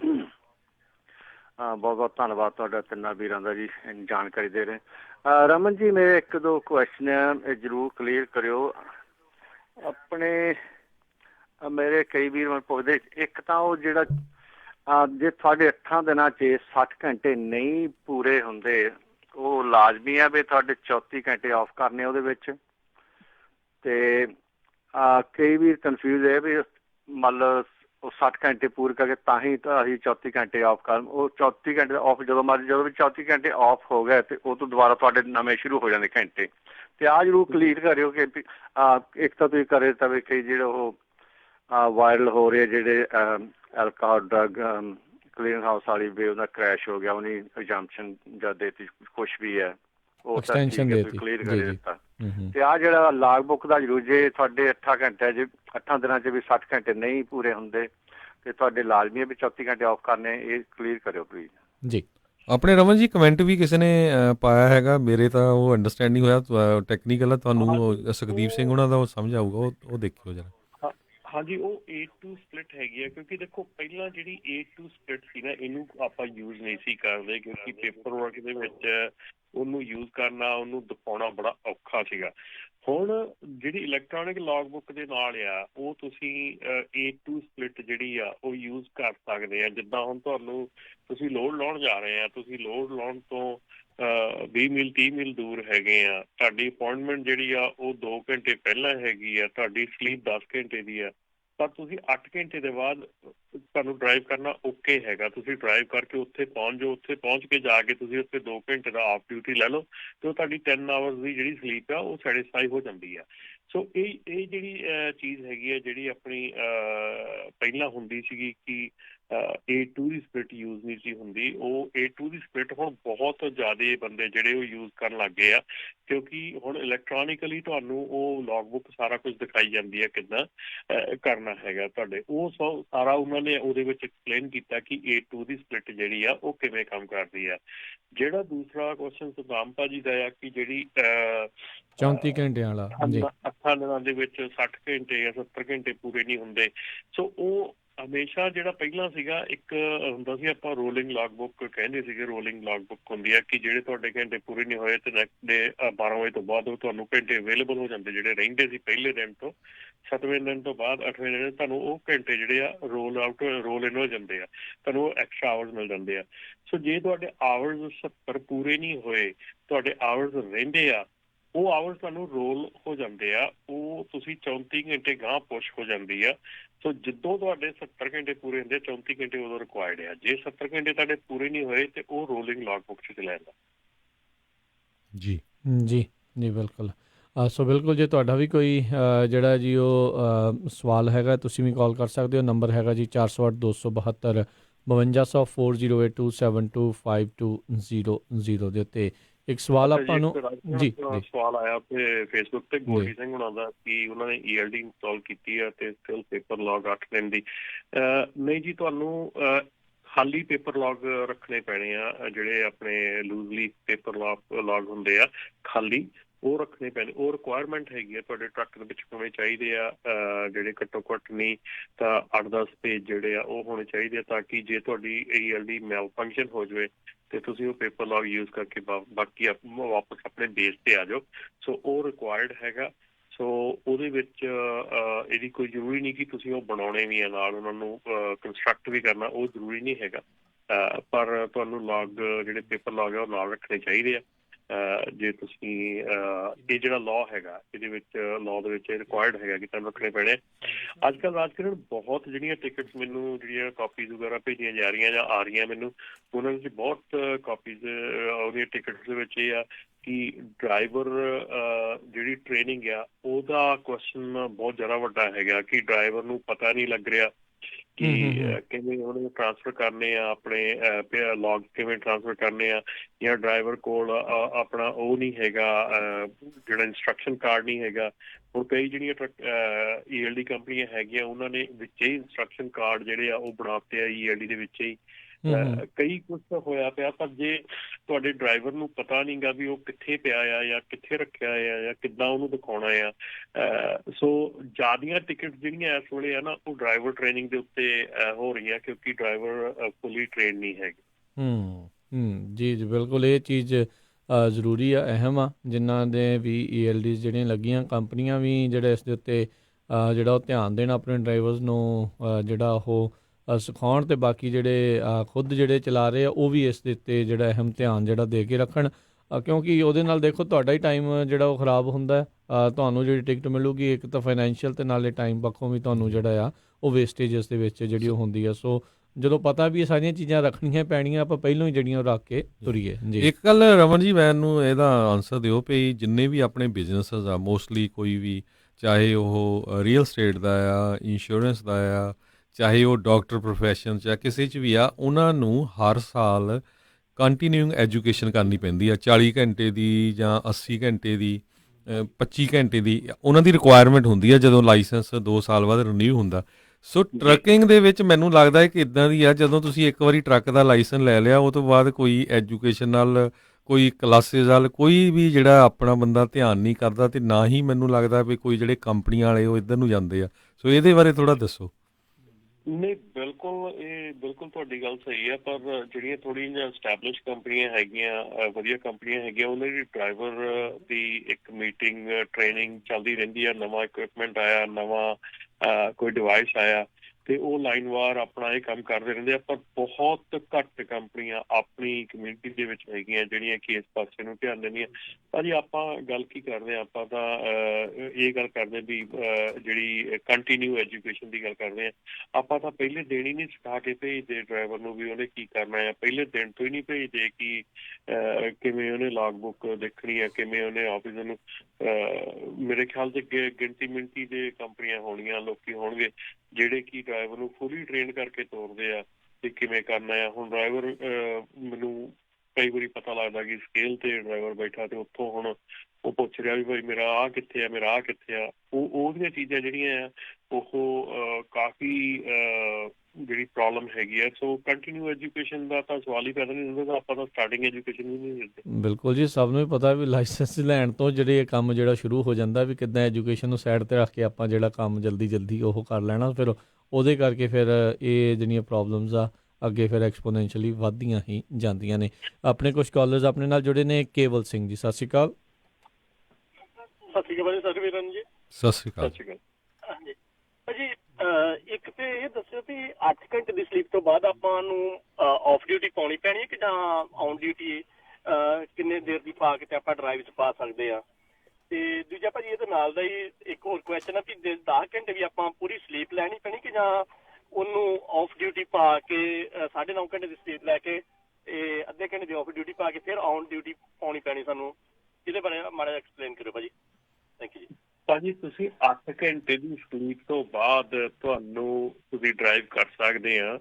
ਉਸ ਤੋਂ ਬਾਅਦ ਡਰਾਈਵ ਕਰਨ ਤੋਂ ਬਾਅਦ ਤੁਸੀਂ ਜਿੱਥੇ ਵੀ ਅੱਗੇ ਜਾਂਦੇ ਆ ਤੁਹਾਡੀ, ਉੱਥੇ ਜਾ ਕੇ ਤੁਸੀਂ 2 ਘੰਟੇ ਦੀ ਜਿਹੜੀ ਆ ਆਫ ਡਿਊਟੀ ਪਾ ਸਕਦੇ ਆ ਜਾਂ 2 ਘੰਟੇ ਦੀ ਸਲੀਪ ਪਾ ਸਕਦੇ ਆ। ਸੋ ਇਹਦੇ ਵਿੱਚ ਕੋਈ ਰਿਕੁਆਇਰਡ ਨਹੀਂ ਹੈਗਾ। ਜੇ ਤੁਸੀਂ ਉਹ 2 ਘੰਟੇ ਦੀ ਆਫ ਡਿਊਟੀ ਜਾਂ ਸਲੀਪ ਪਾਉਣੀ ਪੈਣੀ ਹੈ ਤੁਹਾਨੂੰ, ਤਾਂ ਕਿ ਉਹ ਜਿਹੜੇ 10 ਘੰਟੇ ਨੂੰ ਤੁਹਾਨੂੰ ਸੈਟਿਸਫਾਈ ਕਰ ਸਕੋ। ਜੀ, ਅਗਲੇ ਕਾਲਰ ਨੇ ਆਪਣੇ ਨਾਲ ਜੁੜੇ ਮਨਵੀਰ ਜੀ, ਸਤਿ ਸ਼੍ਰੀ ਅਕਾਲ। ਸਤਿ ਸ਼੍ਰੀ ਅਕਾਲ ਜੀ। ਸਤਿ ਸ਼੍ਰੀ ਅਕਾਲ ਜੀ। ਹਾਂ, ਮੇਰਾ ਰਮਨ ਜੀ ਤੋਂ ਕੁਐਸਚਨ ਸੀ ਜੀ। ਜੀ ਜੀ ਜਿਸ ਤਰ੍ਹਾਂ ਮੈਂ ਜੀ ਇੰਪਲੋਏ ਹੈਗਾ ਕੰਪਨੀ ਦਾ ਮੈਂ, ਜੀ ਤੇ ਮੇਰੀ ਕੰਪਨੀ ਦਾ ਕੰਮ ਟੋਟਲੀ W2 ਤੇ ਕੰਮ ਹੈਗਾ ਆ, ਪਰ ਜਿਹੜਾ ਮੇਰਾ ਟੈਕਸ ਆ ਉਹ ਬਹੁਤ ਥੋੜਾ ਘੱਟ ਹੁੰਦਾ ਆ। ਮਤਲਬ ਕਿ ਜਿੱਦਾਂ ਉਹ ਫੈਡਰਲ ਟੈਕਸ ਨਹੀਂ ਕੱਟਦੇ ਹੈਗੇ, ਜਿਹੜਾ ਮੈਡੀਕੇਅਰ ਹੈ ਉਹ ਵੀ ਕੱਟਦੇ ਨਹੀਂ ਹੈਗੇ, ਤੇ ਮੇਰੀ ਕੰਪਨੀ ਵੀ ਜਿਹੜਾ ਮੈਨੂੰ ਦਿੰਦੀ W2 ਵੀ ਦਿੰਦੀ ਹੈਗੀ ਨਾ, ਉਹ 'ਚ ਵੀ ਮੈਨੂੰ ਉਹ ਸਿਰਫ ਕੰਪਨੀ ਇਹ ਪੇ ਕਰਦੀ ਆ ਵੀ ਅਸੀਂ ਇਹ ਬੰਦੇ ਨੂੰ ਐਜ਼ ਏ ਕਮਿਸ਼ਨ ਤੇ ਰੱਖਿਆ ਹੋਇਆ ਹੈ, ਨਾ ਕਿ ਇੰਪਲੋਏ ਆ। ਸੈਲਰੀ ਨਹੀਂ ਸ਼ੋ ਕਰਦੀ ਮੈਨੂੰ, ਜਿਹੜੀ ਮੇਰੀ ਚੈੱਕ ਸਟੱਬ ਬਣਦੀ ਆ ਉੱਤੇ ਮੈਨੂੰ ਕਮਿਸ਼ਨ ਸ਼ੋ ਹੁੰਦਾ ਆ। ਤੇ ਉਹ ਦੱਸੋ ਵੀ ਪਹਿਲੇ ਬੰਦੇ ਇਹਨੂੰ ਕਾਲ ਕਰਕੇ ਕਿਹਾ ਮੇਰਾ ਟੈਕਸ ਘੱਟ ਕਰ ਦਿੰਦਾ। ਨਹੀਂ, ਇਹ ਤਾਂ ਤੁਸੀਂ ਟੈਕਸ ਵਾਲੇ ਨਾਲ ਗੱਲ ਕਰਕੇ ਕਰੋ, ਨਹੀਂ ਜਾਣ ਕੇ ਕੀਤਾ ਆ। ਨਾਲੇ ਕਮਿਸ਼ਨ ਤੇ W2 ਕਿੱਦਾਂ ਹੋ ਸਕਦਾ, ਇਹ ਨਹੀਂ ਮੈਨੂੰ ਸਮਝ ਆਈ। ਹਾਂਜੀ ਨਹੀਂ, ਉਹਦੇ ਵਿੱਚ ਮੈਂ ਦੱਸਦਾ ਭਾਜੀ, ਉਹਦੇ ਵਿੱਚ ਕੰਪਨੀ ਕੀ ਕਰ ਰਹੀ ਹੈ ਕਿ ਕੰਪਨੀ ਸਿਰਫ ਤੁਹਾਡਾ ਸਟੇਟ ਟੈਕਸ ਪੇ ਕਰ ਰਹੀ ਹੈ, ਤੁਹਾਡਾ ਫੈਡਰਲ ਟੈਕਸ ਪੇ ਨਹੀਂ ਕਰ ਰਹੀ। ਫੈਡਰਲ ਟੈਕਸ ਤੇ ਤੁਸੀਂ ਲਾਇਬਲ ਹੈਗੇ at the end of the year. ਜੀ ਉਹਦੇ 'ਚ ਮੈਨੂੰ ਜਿਹੜੇ ਬੈਨੀਫਿਟਸ ਨਹੀਂ ਮਿਲਣਗੇ ਨਾ। ਨਹੀਂ, ਤੁਸੀਂ ਆਪਣੇ ਜਿਹੜਾ ਤੁਹਾਡਾ ਬੁੱਕ ਕੀਪਰ ਜਾਂ CPA ਹੈਗਾ ਨਾ, ਉਹਨੂੰ ਦਿਖਾਓ, ਕਿਉਂਕਿ ਤੁਹਾਡਾ ਜਿਹੜਾ ਟੈਕਸ ਹੈ ਨਾ, ਟੈਕਸ ਸਾਰਾ ਨਹੀਂ ਭਰਿਆ ਜਾ ਰਿਹਾ। ਤੁਹਾਡਾ ਟੈਕਸ ਜਿਹੜਾ ਆ ਉਹ ਪਾਰਸ਼ਲ ਭਰਿਆ ਜਾ ਰਿਹਾ। ਜਿਹੜਾ ਰਿਕੁਆਇਰਡ ਹੈਗਾ, ਜਿੰਨਾ ਕੁ ਮਿਨੀਮਮ ਰਿਕੁਆਇਰਡ ਆ ਓਨਾ ਭਰਿਆ ਜਾ ਰਿਹਾ। ਬਾਕੀ ਦੇ ਤੁਸੀਂ ਰਿਸਪੌਂਸੀਬਲ ਹੈਗੇ ਆ। ਐਟ ਦਾ ਈਅਰ ਐਂਡ ਤੁਹਾਨੂੰ ਟੈਕਸ ਭਰਨਾ ਪੈਣਾ ਬਾਕੀ ਦਾ ਆਪਣੇ ਪੱਲੇ। ਸੋ ਬੇਸਿਕਲੀ ਜਿੱਦਾਂ ਆਪਾਂ ਦੇਖਿਆ ਸੀਗਾ ਵੀ ਇਸ ਸਾਲ ਜਿਹੜੇ ਟਰੰਪ ਦੇ ਟੈਕਸ ਕੱਟ ਜਿਹੜੇ ਆਏ ਸੀ, ਉਸ ਦੇ ਵਿੱਚ ਫੈਡਰਲ ਵਿਦ ਹੋਲਡਿੰਗ ਘਟਾ ਲਈ ਗਈ ਸੀਗੀ, ਘੱਟ ਦੇ ਪਏ ਸੀਗੇ ਟੈਕਸ ਦੇ ਵਿੱਚ। ਸੋ ਇਨ ਦੀ ਐਂਡ ਜਦੋਂ ਸਾਰਿਆਂ ਨੂੰ ਟੈਕਸ ਭਰਨਾ ਪਿਆ, ਉਦੋਂ ਫੈਡਰਲ ਜਿਹੜੀ ਵਿਦ ਹੋਲਡਿੰਗ ਉਹ ਫਿਰ ਜ਼ਿਆਦਾ ਟੈਕਸ ਉਹ ਫੈਡਰਲ ਟੈਕਸ ਵਾਲੇ ਪਾਸੇ ਨੂੰ ਜਿਹੜਾ ਉਹ ਦੇਣਾ ਪਿਆ।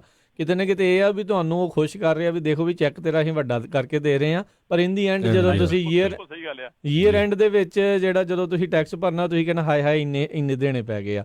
ਸੋ ਇਨ ਦੀ ਐਂਡ ਇਹ ਜਿਹੜਾ ਚੱਕਰ ਆ ਉਹ ਵੀ ਆਪਣੇ ਵੱਲੋਂ ਕਾਨੂੰਨ ਦੇ ਹਿਸਾਬ ਨਾਲ ਜਿਹੜਾ ਆ ਉਹ ਠੀਕ ਕਰ ਰਹੇ ਆ ਵੀ ਮਿਨੀਮਮ ਜਿਹੜੀਆਂ ਕਟਿੰਗ ਕਰਨੀਆਂ ਉਹ ਕਰ ਰਹੇ ਆ। ਪਰ ਫਿਰ ਵੀ ਤੁਸੀਂ ਆਪਣੇ ਜਿਹੜੇ ਟੈਕਸ ਵਾਲੇ ਦੇ ਨਾਲ ਗੱਲ ਕਰੋ, ਜੇ ਉਹਨਾਂ ਨਾਲ ਤੁਸੀਂ ਨੈਗੋਸ਼ੀਏਟ ਕਰ ਸਕਦੇ ਹੋ ਜਿਸ ਵੀ ਹਿਸਾਬ ਦੇ ਨਾਲ, ਉਸ ਹਿਸਾਬ ਦੇ ਨਾਲ ਤੁਸੀਂ ਕਰੋ ਜ਼ਰੂਰ। ਜੀ ਥੈਂਕ ਯੂ ਜੀ। ਜੀ ਸਤਿ ਸ਼੍ਰੀ ਅਕਾਲ ਜੀ।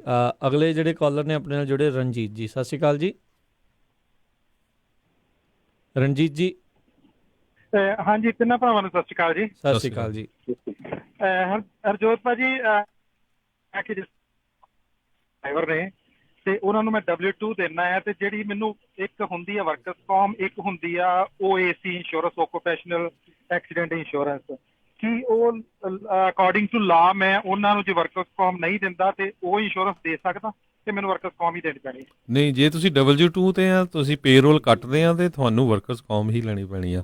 ਕੱਲ ਨੂੰ ਕਿਸੇ ਨੇ ਵੀ ਤੁਹਾਡੇ ਡਰਾਈਵਰ ਨੇ ਕੰਪਲੇਨ ਕਰਤੀ ਤੇ ਤੁਸੀਂ ਉਹ ਚੰਗਾ ਰਗੜਾ ਲੱਗੂਗਾ, ਪਰ EMPLOYEE ਦੇ ਹਿਸਾਬ ਨਾਲ ਬਹੁਤ ਫਾਈਨ ਆ। ਮਤਲਬ OAC ਜਿਹੜੀ ਇੰਸ਼ੋਰੈਂਸ ਹੈਗੀ ਉਹ ਨਹੀਂ, ਉਹ ਲੀਗਲ ਨਹੀਂ ਆ? ਇਹ ਮੈਂ ਤੁਹਾਨੂੰ ਦੱਸਦਾ, ਕੈਲੀਫੋਰਨੀਆ ਦੇ ਵਿੱਚ ਕੋਈ ਵੀ EMPLOYER ਆ ਕਿਸੇ ਵੀ ਫੀਲਡ ਦੇ ਵਿੱਚ ਆ, ਜੇ ਉਹਦੇ ਕੋਲ ਇੱਕ ਵੀ EMPLOYEE ਹੈਗਾ ਪੇਰੋਲ ਤੇ, ਉਹਨੂੰ ਵਰਕਰਸ ਕੌਮ ਲੈਣੀ ਪੈਣੀ ਆ, ਚਾਹੇ ਜਿਹੜੇ ਮਰਜ਼ੀ ਫੀਲਡ 'ਚ ਆ।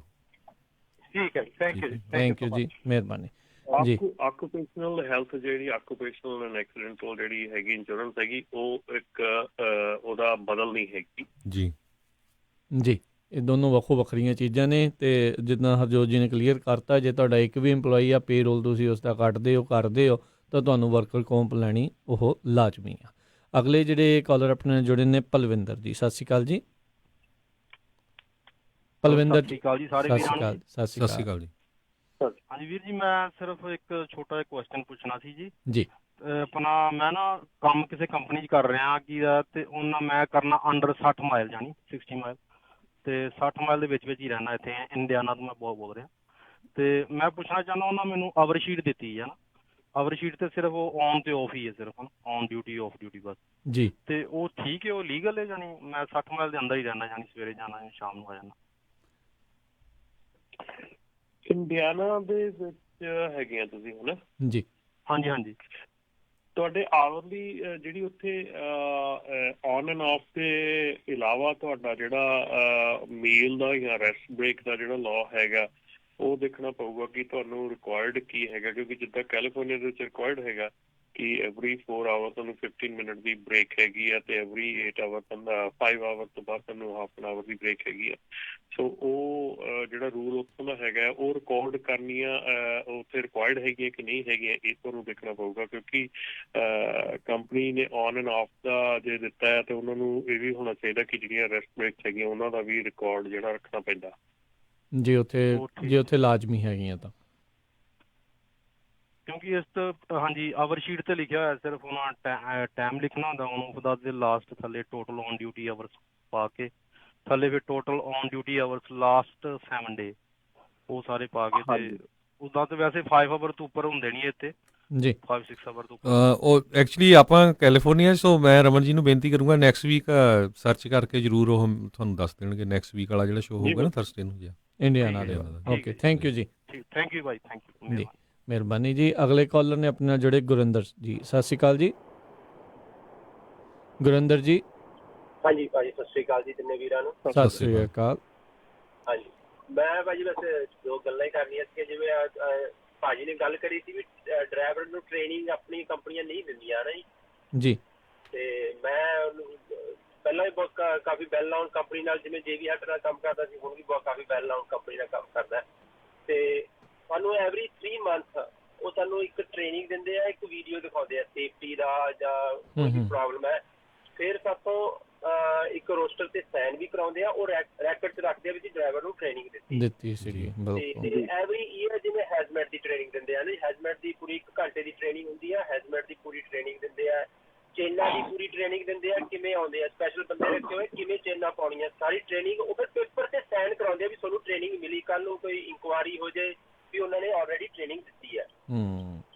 ਤੇ ਇੱਕ ਦੂਜੀ ਮੈਂ ਆਪਣੇ W2 ਤੇ ਕਹਿੰਦਾ ਸੀ ਭਾਜੀ, ਜਿਵੇਂ ਤੁਸੀਂ ਵੀ ਕਹੀ ਜਾਂਦੇ ਹੋ ਵੀ W2 ਆਪਣੇ ਵਾਸਤੇ ਬਹੁਤ ਚੰਗਾ ਹੈ, ਮੈਂ ਕਹਿੰਦਾ ਜੀ ਇੱਕ ਜੀ W2 ਹੁੰਦਾ ਤਾਂ ਤੁਹਾਡੇ ਕੋਲ ਮੇਰੇ ਖਿਆਲ 401 ਕੇ ਰਿਟਾਇਰਮੈਂਟ ਦਾ ਵੀ ਆਪਸ਼ਨ ਹੁੰਦਾ ਹੈ ਨਾ ਜੀ। ਜੀ ਬਿਲਕੁਲ। ਰਿਟਾਇਰਮੈਂਟ ਤੇ ਮੈਂ ਡਰਾਈਵਰ ਭਰਾਵਾਂ ਨੂੰ ਦੱਸਣਾ ਵੀ ਜਦੋਂ ਰਿਟਾਇਰਮੈਂਟ ਦੇ ਵਿੱਚ ਤੁਸੀਂ ਜਿੰਨਾ ਕੰਟਰੀਬਿਊਸ਼ਨ ਕਰਦੇ ਹੋ ਉਹਦੇ ਵਿੱਚ ਟੈਕਸ ਨਹੀਂ ਕੱਟਿਆ ਜਾਂਦਾ, ਤੇ ਫਿਰ ਕੰਪਨੀ ਤੁਹਾਨੂੰ ਮੈਚ ਕਰਦੀ ਹੈ, ਕੰਪਨੀ ਵੀ ਤੁਹਾਨੂੰ ਉਹਦੇ ਵਿੱਚ ਉਨੇ ਪੈਸੇ ਦਿੰਦੀ ਹੈ। ਕਈ ਕੰਪਨੀਆਂ 100% ਮੈਚ ਕਰਦੀਆਂ, ਕਈ 3% ਜਾਂ 4% ਆ, ਉਹ ਤੁਹਾਡੇ ਪੈਸੇ ਤੁਹਾਨੂੰ ਮਿਲਦੇ ਆ ਰਿਟਾਇਰਮੈਂਟ ਦੇ।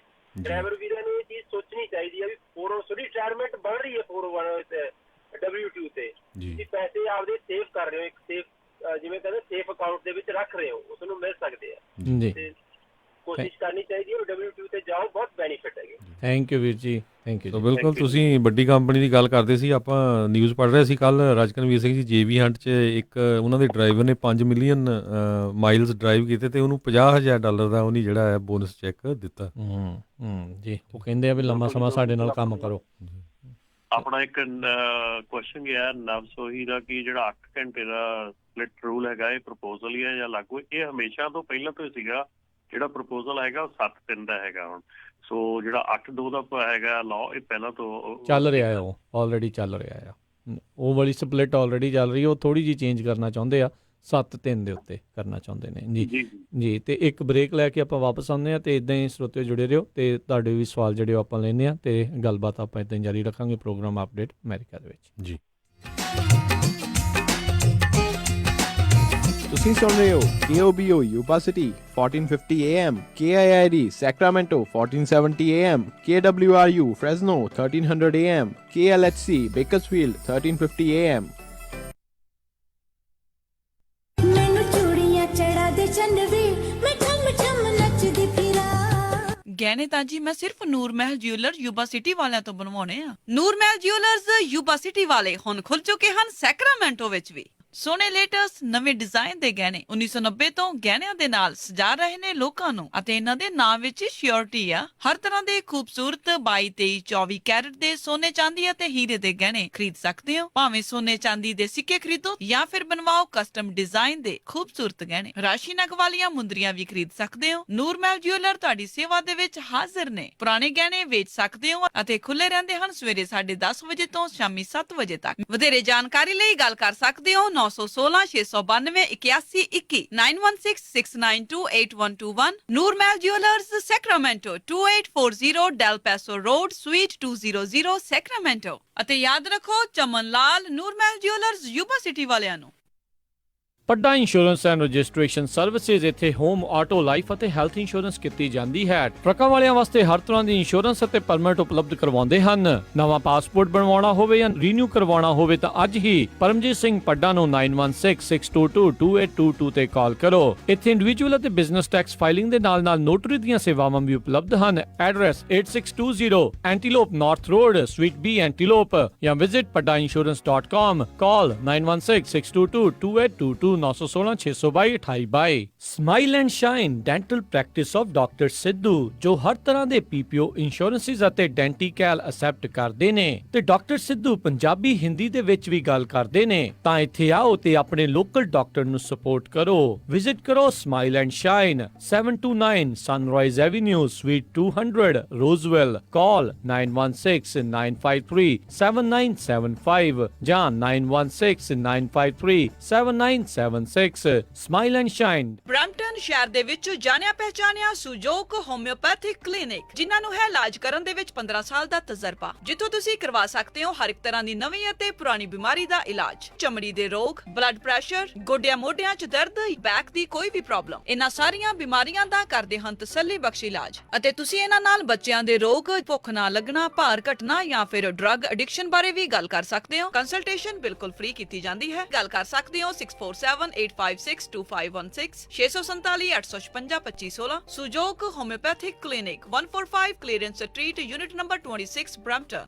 ਇਸ ਮੌਕੇ ਓਬਾਮਾ ਕੇਅਰ ਕਵਰਡ ਕੈਲੀਫੋਰਨੀਆ ਦੀਆਂ ਰੀਨਿਊਅਲਸ ਅਤੇ ਨਵੀਆਂ ਐਪਲੀਕੇਸ਼ਨਸ ਦਾ ਸਮਾਂ ਆ ਚੁੱਕਾ ਹੈ। ਇਸ ਸਾਲ ਹੈਲਥ ਇੰਸ਼ੋਰੈਂਸ ਕਵਰਡ ਕੈਲੀਫੋਰਨੀਆ ਨਾ ਲੈਣ ਦੇ ਉੱਤੇ ਸਟੇਟ ਆਫ ਕੈਲੀਫੋਰਨੀਆ ਦੇ ਦੁਆਰਾ ਪਰ ਪਰਸਨ ਦੇ ਹਿਸਾਬ ਦੇ ਨਾਲ ਭਾਰੀ ਜੁਰਮਾਨਾ ਲਾਇਆ ਜਾਵੇਗਾ। ਇਸ ਜੁਰਮਾਨੇ ਤੋਂ ਬਚਣ ਦੇ ਲਈ ਹੈਲਥ ਇੰਸ਼ੋਰੈਂਸ ਲੈਣ ਦੇ ਲਈ ਅੱਜ ਹੀ ਸੰਪਰਕ ਕਰੋ ਖਾਲਸਾ ਇੰਸ਼ੋਰੈਂਸ ਏਜੰਸੀ 408-272-2500। ਅਮਨ ਆਪਾਂ ਸੈਕਰਾਮੈਂਟੋ ਵਿੱਚ ਮੂਵ ਤਾਂ ਹੋ ਗਏ ਆ, ਹੁਣ ਇੱਥੇ ਆਪਾਂ ਚੰਗਾ ਜਿਹਾ ਡਾਕਟਰ ਤੇ ਫੈਮਿਲੀ ਕਲੀਨਿਕ ਵੀ ਲੱਭ ਲਈਏ। ਤੁਸੀਂ ਫਿਕਰ ਹੀ ਛੱਡ ਦਿਓ ਜੀ। ਮੇਰੀ ਫਰੈਂਡ ਰਿਤੂ ਦੀ ਕਾਲ ਆਈ ਸੀ, ਉਹਨੇ ਮੈਨੂੰ ਨੰਬਰ ਦਿੱਤਾ ਹੈ ਤੱਖਰ ਅਰਜੈਂਟ ਕੇਅਰ ਅਤੇ ਫੈਮਿਲੀ ਮੈਡੀਸਨ ਵਾਲਿਆਂ ਦਾ। ਅੱਛਾ, Takhar urgent care and family medicine, ਜਿੱਥੋਂ ਕਰਵਾ ਸਕਦੇ ਹੋ adult and child physical, DOT and naan DOT ਫਿਜ਼ੀਕਲਸ, employment ਫਿਜ਼ੀਕਲਸ ਅਤੇ ਸਕੂਲ ਫਿਜ਼ੀਕਲਸ। ਇਸ ਦੇ ਨਾਲ ਹੀ EKG, blood work, urine analysis, TB testing, air irrigation ਅਤੇ ਇਨਗ੍ਰੋਨ ਟੋਨੇਲ ਰਿਮੂਵਲ। ਇਸ ਦੇ ਨਾਲ ਹੀ ਚਮੜੀ ਦੇ ਰੋਗਾਂ ਦਾ ਇਲਾਜ ਵੀ ਕਰਵਾ ਸਕਦੇ ਹੋ। ਅਤੇ ਇੱਥੋਂ ਤੁਸੀਂ ਲੈ ਸਕਦੇ ਹੋ ਮੈਡੀਕਲ ਸਪਾ ਦੀਆਂ ਸਾਰੀਆਂ services, laser hair removal, fillers, wrinkles relaxers, anti ageing treatments, microdermabrasion, skin rejuvenation, fine lines, brown spots, spider veins, stretch marks ਅਤੇ ਐਕਨੇ ਅਤੇ ਹੋਰ ਵੀ ਬਹੁਤ ਕੁਝ, ਅਤੇ ਲੈ ਸਕਦੇ ਹੋ ਆਪਣੇ ਬਜਟ ਮੁਤਾਬਕ ਟ੍ਰੀਟਮੈਂਟ ਪਲਾਨ। ਵਧੇਰੇ ਜਾਣਕਾਰੀ ਲਈ ਗੱਲ ਕਰ ਸਕਦੇ ਹੋ ਡਾਕਟਰ ਪਰਮਜੀਤ ਸਿੰਘ ਤੱਖੜ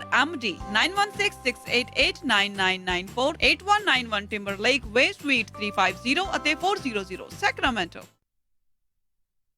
ਤੁਸੀਂ ਸੁਣ ਰਹੇ ਹੋ Punjabi radio USA KOBO Yuba City 1450 AM KIID Sacramento 1470 AM KWRU Fresno 1300 AM KLHC Bakersfield 1350 AM।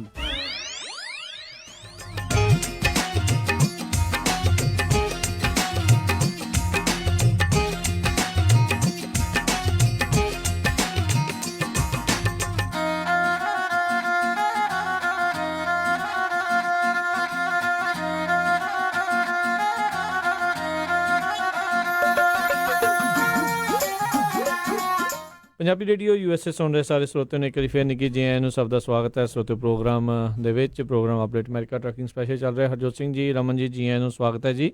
ਸਤਿ ਸ਼੍ਰੀ ਅਕਾਲ ਜੀ, ਧੰਨਵਾਦ ਸਤਿ ਸ਼੍ਰੀ ਅਕਾਲ ਜੀ। ਜੀ, ਤੇ ਆਪਾਂ ਜਿਹੜੇ ਕਾਲਰਸ ਆ ਉਹਨਾਂ ਦੇ ਵੱਲ ਵੱਧਦੇ ਹਾਂ। ਜਿਹੜੇ ਸਰੋਤੇ ਹੋਲਡ ਤੇ ਜੀ ਜੀ ਇੱਕ ਸਵਾਲ ਆਇਆ ਹੈ ਜਿਹੜਾ ਗੁਰਜੋਤ ਸਿੰਘ ਸਿੱਧੂ ਹੁਣਾਂ ਦਾ ਆਪਾਂ ਨੂੰ ਮੈਸੇਜ ਦੇ ਵਿੱਚ ਆਇਆ ਸੀ, ਪ੍ਰਾਈਵੇਟ ਮੈਸੇਜ ਆਇਆ ਆਪਣੇ ਪੇਜ ਤੇ ਕਿ 1099 ਦੇ ਨਾਲ ਕੁਆਟਰ ਬਣਦੇ ਆ ਕਿ ਨਹੀਂ।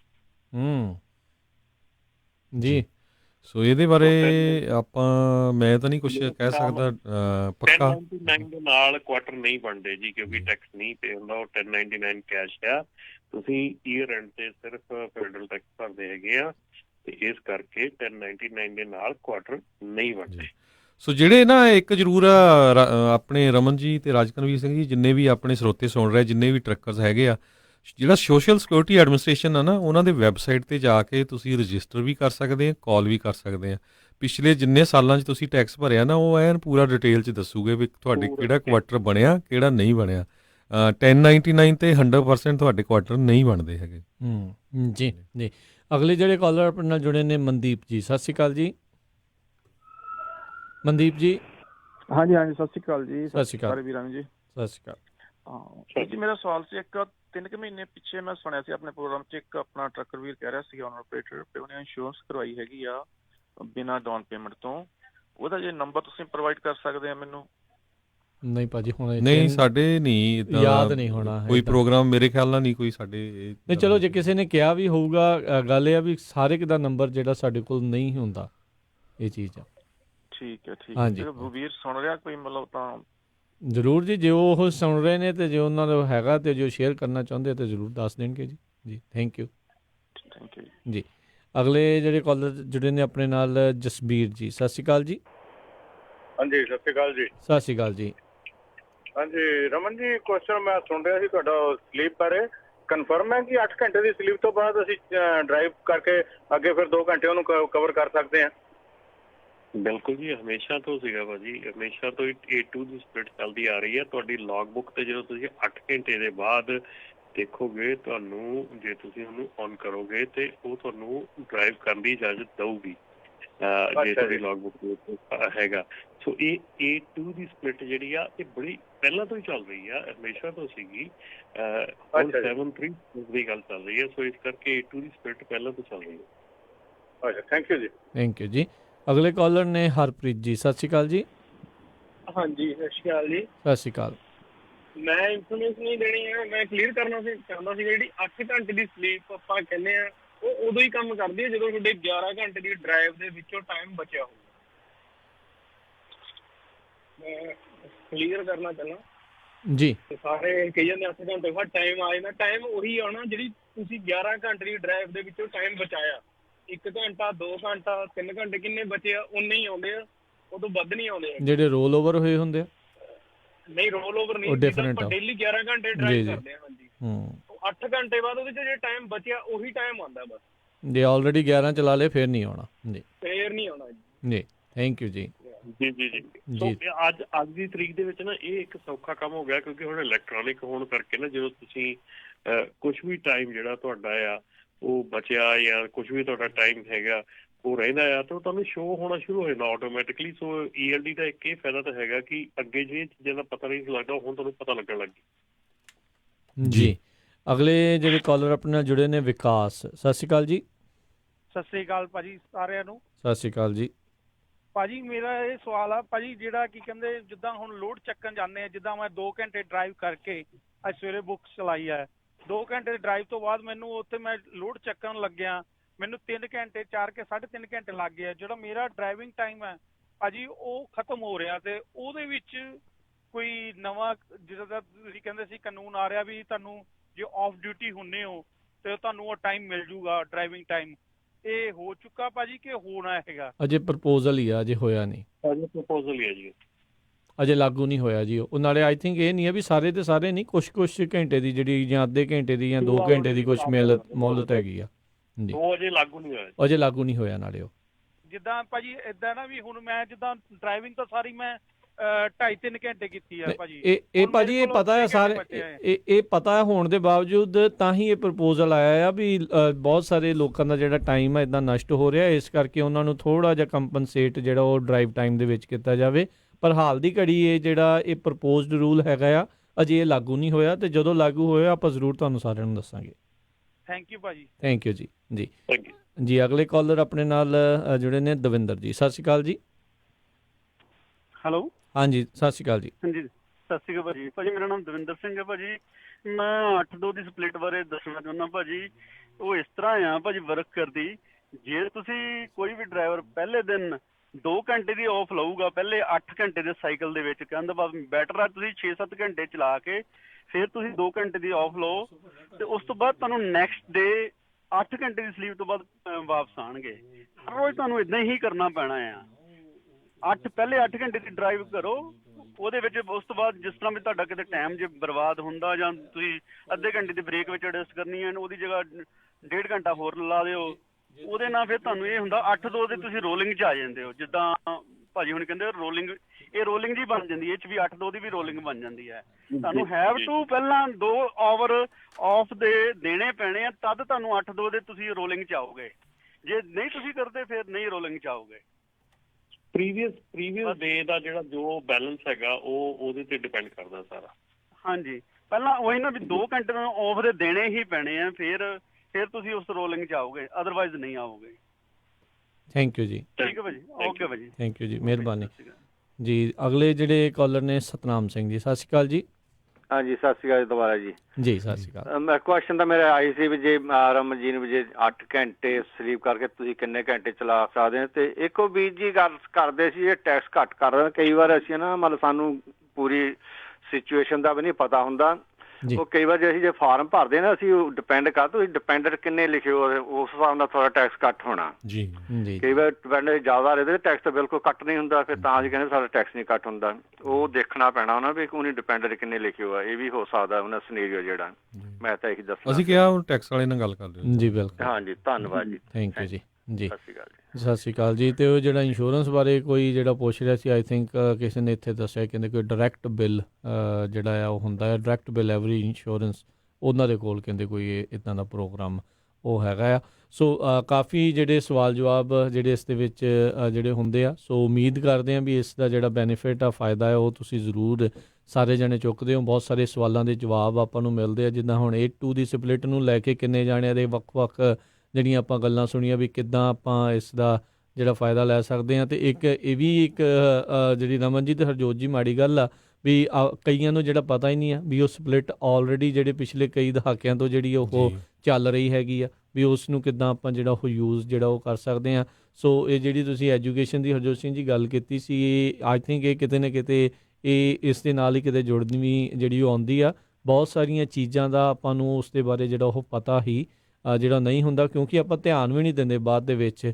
ਜਿੱਦਾਂ ਹੁਣ ਆਪਾਂ ਟੈਕ ਵਰਲਡ ਦੀ ਗੱਲ ਕਰਦੇ ਹਾਂ ਹਰਜੋਤ ਸਿੰਘ ਜੀ, ਹਰ ਇੱਕ ਜਣਾ ਦੇਖਦਾ ਰਹਿੰਦਾ ਵੀ ਨਵਾਂ ਕੀ ਆ ਰਿਹਾ ਆ, ਵੀ ਆਪਾਂ ਨਵੇਂ ਦੇ ਨਾਲ ਕਿੱਦਾਂ ਜਿਹੜਾ ਆ ਉਹ ਜੁੜੀਏ ਤਾਂ ਜੋ ਆਪਾਂ ਸਮੇਂ ਦੇ ਹਾਣੀ ਜਿਹੜੇ ਬਣ ਕੇ ਰਹੀਏ। ਆਪਣੇ ਯਾਰੀ ਕਈ ਵਾਰੀ ਜਿਹੜੇ ਉਹ ਥੋੜ੍ਹੇ ਲੇਜ਼ੀ ਇਸ ਕੰਮ ਦੇ ਵਿੱਚ ਹੋ ਜਾਂਦੇ, ਚੱਲ ਯਾਰ ਹੁਣ ਆਪਾਂ ਇਸ ਦੇ ਵਿੱਚ ਵੜ ਗਏ, ਹੁਣ ਗਾਂਹ ਨਵਾਂ ਸਿੱਖ ਕੇ ਕੀ ਕਰਨਾ ਆ, ਟਰੱਕ ਨੇ ਤਾਂ ਉੱਦਾਂ ਹੀ ਚੱਲਣਾ ਹੈ, ਟਰੱਕ ਨੇ ਤਾਂ ਇੱਦਾਂ ਹੀ ਆ। ਆਟੋਮੈਟਿਕ ਟਰੱਕਾਂ ਦੇ ਬਾਰੇ ਕਿਸੇ ਨੇ ਨਹੀਂ ਬਹੁਤੀ ਗੱਲ ਕਿਸੇ ਨੇ ਸੋਚੀ ਹੋਣੀ ਵੀ ਇੱਦਾਂ ਆਟੋਮੈਟਿਕ ਗੇਅਰ ਵਾਲੇ ਕਹਿ ਰਹੇ ਆ, ਅਜੇ ਆਟੋਨਮਸ ਨਹੀਂ ਮੈਂ ਜਿਹੜਾ ਉਹ ਗੱਲ ਕਰ ਰਿਹਾ ਵੀ ਇਹ ਆ ਸਕਦੇ ਆ। ਸਾਰੇ ਜਣੇ ਪਹਿਲੋਂ ਕਹਿੰਦੇ ਵੀ ਇਹ ਤਾਂ ਐਵੇਂ ਹੀ ਆ, ਇਹ ਹੈ ਉਹ ਹੈ, ਹੌਲੀ ਹੌਲੀ ਉਹ ਆ ਕੇ ਹੁਣ ਉਹਨਾਂ ਦੀ ਪੂਰੀ ਭਰਮਾਰ ਆ। ਤੇ ਹੌਲੀ ਜਦੋਂ ਆਪਾਂ ਰਾਜਕਰਮਜੀਤ ਸਿੰਘ ਜੀ ਜਦੋਂ ਆਪਾਂ ਫੋਨ ਦੇ ਹਰ ਇੱਕ ਫੀਚਰ ਸਿੱਖ ਸਕਦੇ ਹੈਗੇ ਆ, ਆਈਫੋਨ ਦੇ ਸਾਰਾ ਕੁਝ, ਰਾਈਟ। ਤੇ ਉਹ ਜਿਹੜੇ ਬਿਜ਼ਨਸ ਫੀਲਡ ਦੇ ਵਿੱਚ ਆ ਉਹਦੇ ਬਾਰੇ ਵੀ ਜਿਹੜੀ ਅਪ ਟੂ ਡੇਟ ਸਿੱਖਿਆ ਲੈਣੀ ਬਹੁਤ ਜ਼ਰੂਰੀ ਹੈ। ਬਹੁਤ ਲਾਜ਼ਮੀ ਆ ਜੇ ਸਕਸੈਸਫੁਲੀ ਜਿਹੜਾ ਚੱਲਦੇ ਰਹਿਣਾ। ਜੇ ਉਹੀ ਬਾਅਦ ਦੇ ਵਿੱਚ ਫਿਰ ਨਹੀਂ ਤਾਂ ਇਦਾਂ ਹੀ ਕਹਿੰਦੇ ਰਹਿਣਾ ਯਾਰ ਇੱਥੇ ਆਹ ਹੋ ਗਿਆ ਉੱਥੇ ਆਹ ਹੋ ਗਿਆ, ਕਿਸੇ ਕੋ 2 ਗੱਲਾਂ ਇੱਧਰੋਂ ਸੁਣ ਲੈਣੀਆਂ 2 ਗੱਲਾਂ ਉੱਧਰੋਂ ਸੁਣ ਲੈਣੀਆਂ, ਉਹ ਇਹ ਨਹੀਂ ਪਤਾ ਵੀ ਦੋਵਾਂ ਦੇ ਉਹ 4 ਬਣਨੀਆਂ ਕਿ 22 ਬਣਨੀਆਂ। ਸੋ ਇਹ ਜਿਹੜੀ ਪ੍ਰੋਬਲਮ ਜਿਹੜੀ ਬਾਅਦ ਦੇ ਵਿੱਚ ਆ ਜਾਂਦੀ ਹੈ। ਸੋ ਖੁਦ ਨੂੰ ਜਿਹੜੀ ਨੌਲੇਜ ਜਿਹੜੀ ਤੁਹਾਨੂੰ ਆ ਇਨਫੋਰਮੇਸ਼ਨ ਜਿਹੜੀ ਉਹ ਲੈਣੀ ਆ, ਜਾਣਕਾਰੀ ਲੈਣੀ ਉਹ ਬਹੁਤ ਲਾਜ਼ਮੀ ਆ, ਬਹੁਤ ਜ਼ਰੂਰੀ ਆ। ਜਿਹੜੇ ਸੈਮੀਨਾਰਸ ਹੁੰਦੇ ਰਹਿੰਦੇ ਨੇ ਇਹਨਾਂ ਦੇ ਵਿੱਚ ਜਾਇਆ ਕਰੋ, ਕੁਛ ਨਾ ਕੁਛ ਬੰਦਾ ਜਿਹੜਾ ਉਸ ਦੇ ਵਿੱਚ ਸਿੱਖਦਾ ਹੈਗਾ ਆ। ਸੋ ਉਹਨਾਂ ਦਾ ਜਿਹੜਾ ਫਾਇਦਾ ਹੀ ਅਕਸਰ ਜਿਹੜਾ ਉਹ ਹੁੰਦਾ ਹੈ। ਇਹਨਾਂ ਦੀ ਵੈਬਸਾਈਟ ਨੂੰ ਪੜ੍ਹਿਆ ਕਰੋ, ਕਾਨੂੰਨ ਦੇ ਬਾਰੇ ਪੜ੍ਹਿਆ ਕਰੋ, ਕਿਉਂਕਿ ਜਿਹੜੇ ਫਿਰ ਕਾਨੂੰਨ ਪੜ੍ਹ ਲੈਂਦੇ ਹਰਜੋਤ ਸਿੰਘ ਜੀ ਫਿਰ ਉਹ ਡਾਲਰ ਮੋਟੇ ਕਮਾਉਂਦੇ ਨੇ। ਸਭ ਨੂੰ ਹੀ ਪਤਾ ਹੈ ਵੀ ਉਹ ਫਿਰ ਉਹ ਉਹਨਾਂ ਕਾਨੂੰਨਾਂ ਦੇ ਵਿੱਚ ਚੋਰ ਮੋਰੀਆਂ ਲੱਭਦੇ ਨੇ ਵੀ ਇੱਦਾਂ ਕਰ ਲਓ ਕਾਨੂੰਨ ਇੱਦਾਂ ਕਹਿੰਦਾ, ਕਾਨੂੰਨ ਉੱਦਾਂ ਕਹਿੰਦਾ, ਤਾਂ ਜੋ ਇੱਦਾਂ ਜਿਹੜਾ ਉਹ ਕੰਮ ਕੀਤਾ ਜਾ ਸਕੇ। ਸੋ ਇੱਕ ਜ਼ਰੂਰ ਆਪਾਂ ਜਾਂਦੇ ਜਿੰਨੇ ਵੀ ਸਾਡੇ ਸਰੋਤੇ ਸੁਣ ਰਹੇ ਆ, ਪੰਜਾਬੀ ਕਲਚਰਲ ਸੈਂਟਰ USA ਤੇ ਪੰਜਾਬੀ ਰੇਡੀਓ USA ਵੱਲੋਂ ਜਿਹੜਾ ਸਾਡਾ ਪੰਜਾਬੀ ਰੇਡੀਓ USA ਦਾ ਫ੍ਰਿਜ਼ਨੋ ਵਾਲਾ ਸਟੂਡੀਓ ਹੈਗਾ ਆ, ਉਹਦੇ 'ਚ ਲੋਹੜੀ ਦਾ ਪ੍ਰੋਗਰਾਮ ਹੋ ਰਿਹਾ। ਜਿਹੜੇ ਉਸ ਏਰੀਏ ਦੇ ਜਿੰਨੇ ਵੀ ਸਾਡੇ ਸਰੋਤੇ ਆ ਪਰਿਵਾਰਾਂ ਸਮੇਤ ਆਓ, ਆਪਣੇ ਬੱਚਿਆਂ ਨੂੰ ਵੀ ਨਾਲ ਲੈ ਕੇ ਆਓ ਤਾਂ ਕਿ ਲੋਹੜੀ ਦਾ ਪਤਾ ਲੱਗ ਸਕੇ। ਤੇ ਰਮਨ ਜੀ ਇੱਕ ਬੈਗ ਮੂੰਗਫਲੀ ਦਾ ਤੁਸੀਂ ਵੀ ਲੈ ਕੇ ਆਉਣਾ ਪਰਿਵਾਰ ਸਮੇਤ ਜੀ। ਬਿਲਕੁਲ ਜੀ ਬਿਲਕੁਲ। ਸੋ 11 ਤਰੀਕ ਨੂੰ ਜਿਹੜਾ ਸ਼ਨੀਚਰਵਾਰ ਆਉਂਦਾ, ਜਿਹੜਾ ਸ਼ਨੀਚਰਵਾਰ ਇਹ ਜਿਹੜਾ ਪ੍ਰੋਗਰਾਮ ਹੈਗਾ ਆ ਪਰਸੋਂ ਨੂੰ, ਸੋ ਦੁਪਹਿਰੇ ਜਿਹੜਾ 2 ਵਜੇ ਜਿਹੜਾ ਪ੍ਰੋਗਰਾਮ ਆ ਉਹ ਜਿਹੜਾ ਸ਼ੁਰੂ ਹੋਵੇਗਾ। ਸੋ ਉੱਥੇ ਜਿਹੜੀ ਸਾਰਾ ਕੁਛ ਜਿਹੜਾ ਵੀ ਲੋਹੜੀ ਦੇ ਨਾਲ ਸੱਭਿਆਚਾਰਕ ਤੌਰ ਦੇ ਉੱਤੇ ਜੁੜੀਆਂ ਹੁੰਦੀਆਂ ਚੀਜ਼ਾਂ ਆ ਉਹ ਆਪਾਂ ਉੱਥੇ ਜਿਹੜੀਆਂ ਸਾਰਿਆਂ ਦੇ ਸਾਹਮਣੇ ਪੇਸ਼ ਕਰਾਂਗੇ। ਬੱਚਿਆਂ ਨੂੰ ਜ਼ਰੂਰ ਲੈ ਕੇ ਆਇਓ ਜਿਹੜੇ ਉਸ ਏਰੀਏ ਦੇ, ਕਿਉਂਕਿ ਨਿਆਣਿਆਂ ਨੂੰ ਪਤਾ ਲੱਗੇ ਵੀ ਆਪਣਾ ਜਿਹੜਾ ਕਲਚਰ ਆ ਲੋਹੜੀ ਵਾਲਾ ਉਹ ਕੀ ਹੁੰਦਾ ਹੈਗਾ ਆ ਜੀ। ਤੇ ਹੁਣ ਆਪਾਂ ਇਜਾਜ਼ਤ ਲੈਂਦੇ, ਬਹੁਤ ਬਹੁਤ ਧੰਨਵਾਦ ਰਮਨ ਜੀ, ਧੰਨਵਾਦ, ਸਤਿ ਸ਼੍ਰੀ ਅਕਾਲ ਜੀ, ਥੈਂਕ ਯੂ ਜੀ, ਸਤਿ ਸ਼੍ਰੀ ਅਕਾਲ। ਤੇ ਨਾਲ ਹੀ ਆਪਾਂ ਸਰੋਤਿਆਂ ਤੋਂ ਇਜਾਜ਼ਤ ਲੈਂਦੇ ਆ। ਮੇਰੇ ਹਰਜੋਤ ਸਿੰਘ ਖਾਲਸਾ ਵੱਲੋਂ, ਮੇਰੇ ਰਾਜਕਰਮਵੀਰ ਸਿੰਘ ਵੱਲੋਂ ਤੁਹਾਨੂੰ ਸਾਰਿਆਂ ਨੂੰ ਪਿਆਰ ਸਤਿਕਾਰ ਸਾਡੀ ਨਿੱਘੀ ਜਿਹੀ ਸਤਿ ਸ਼੍ਰੀ ਅਕਾਲ। ਜਿਉਂਦੇ ਵਾਸਤੇ ਰਹੋ, ਹੱਸਦੇ ਖੇਡਦੇ ਰਹੋ, ਸੁਣਦੇ ਰਹੋ ਪੰਜਾਬੀ ਰੇਡੀਓ USA।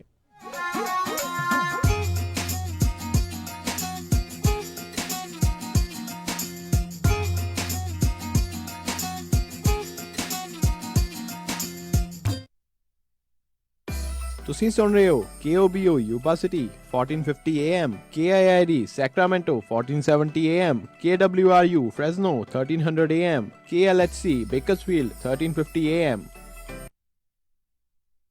ਮੈਂ ਕਹਿੰਦੀ ਆ ਜੀ ਮੁੰਡੇ ਦਾ ਆਪਾਂ ਵਿਆਹ ਤਾਂ ਧਰ ਲਿਆ, ਪਰ ਮੈਨੂੰ ਤਾਂ ਐ ਲੱਗਦਾ ਵੀ ਟੈਨਸ਼ਨਾਂ ਨੂੰ ਹੀ ਘਰ ਕਰ ਲਿਆ। ਹਰ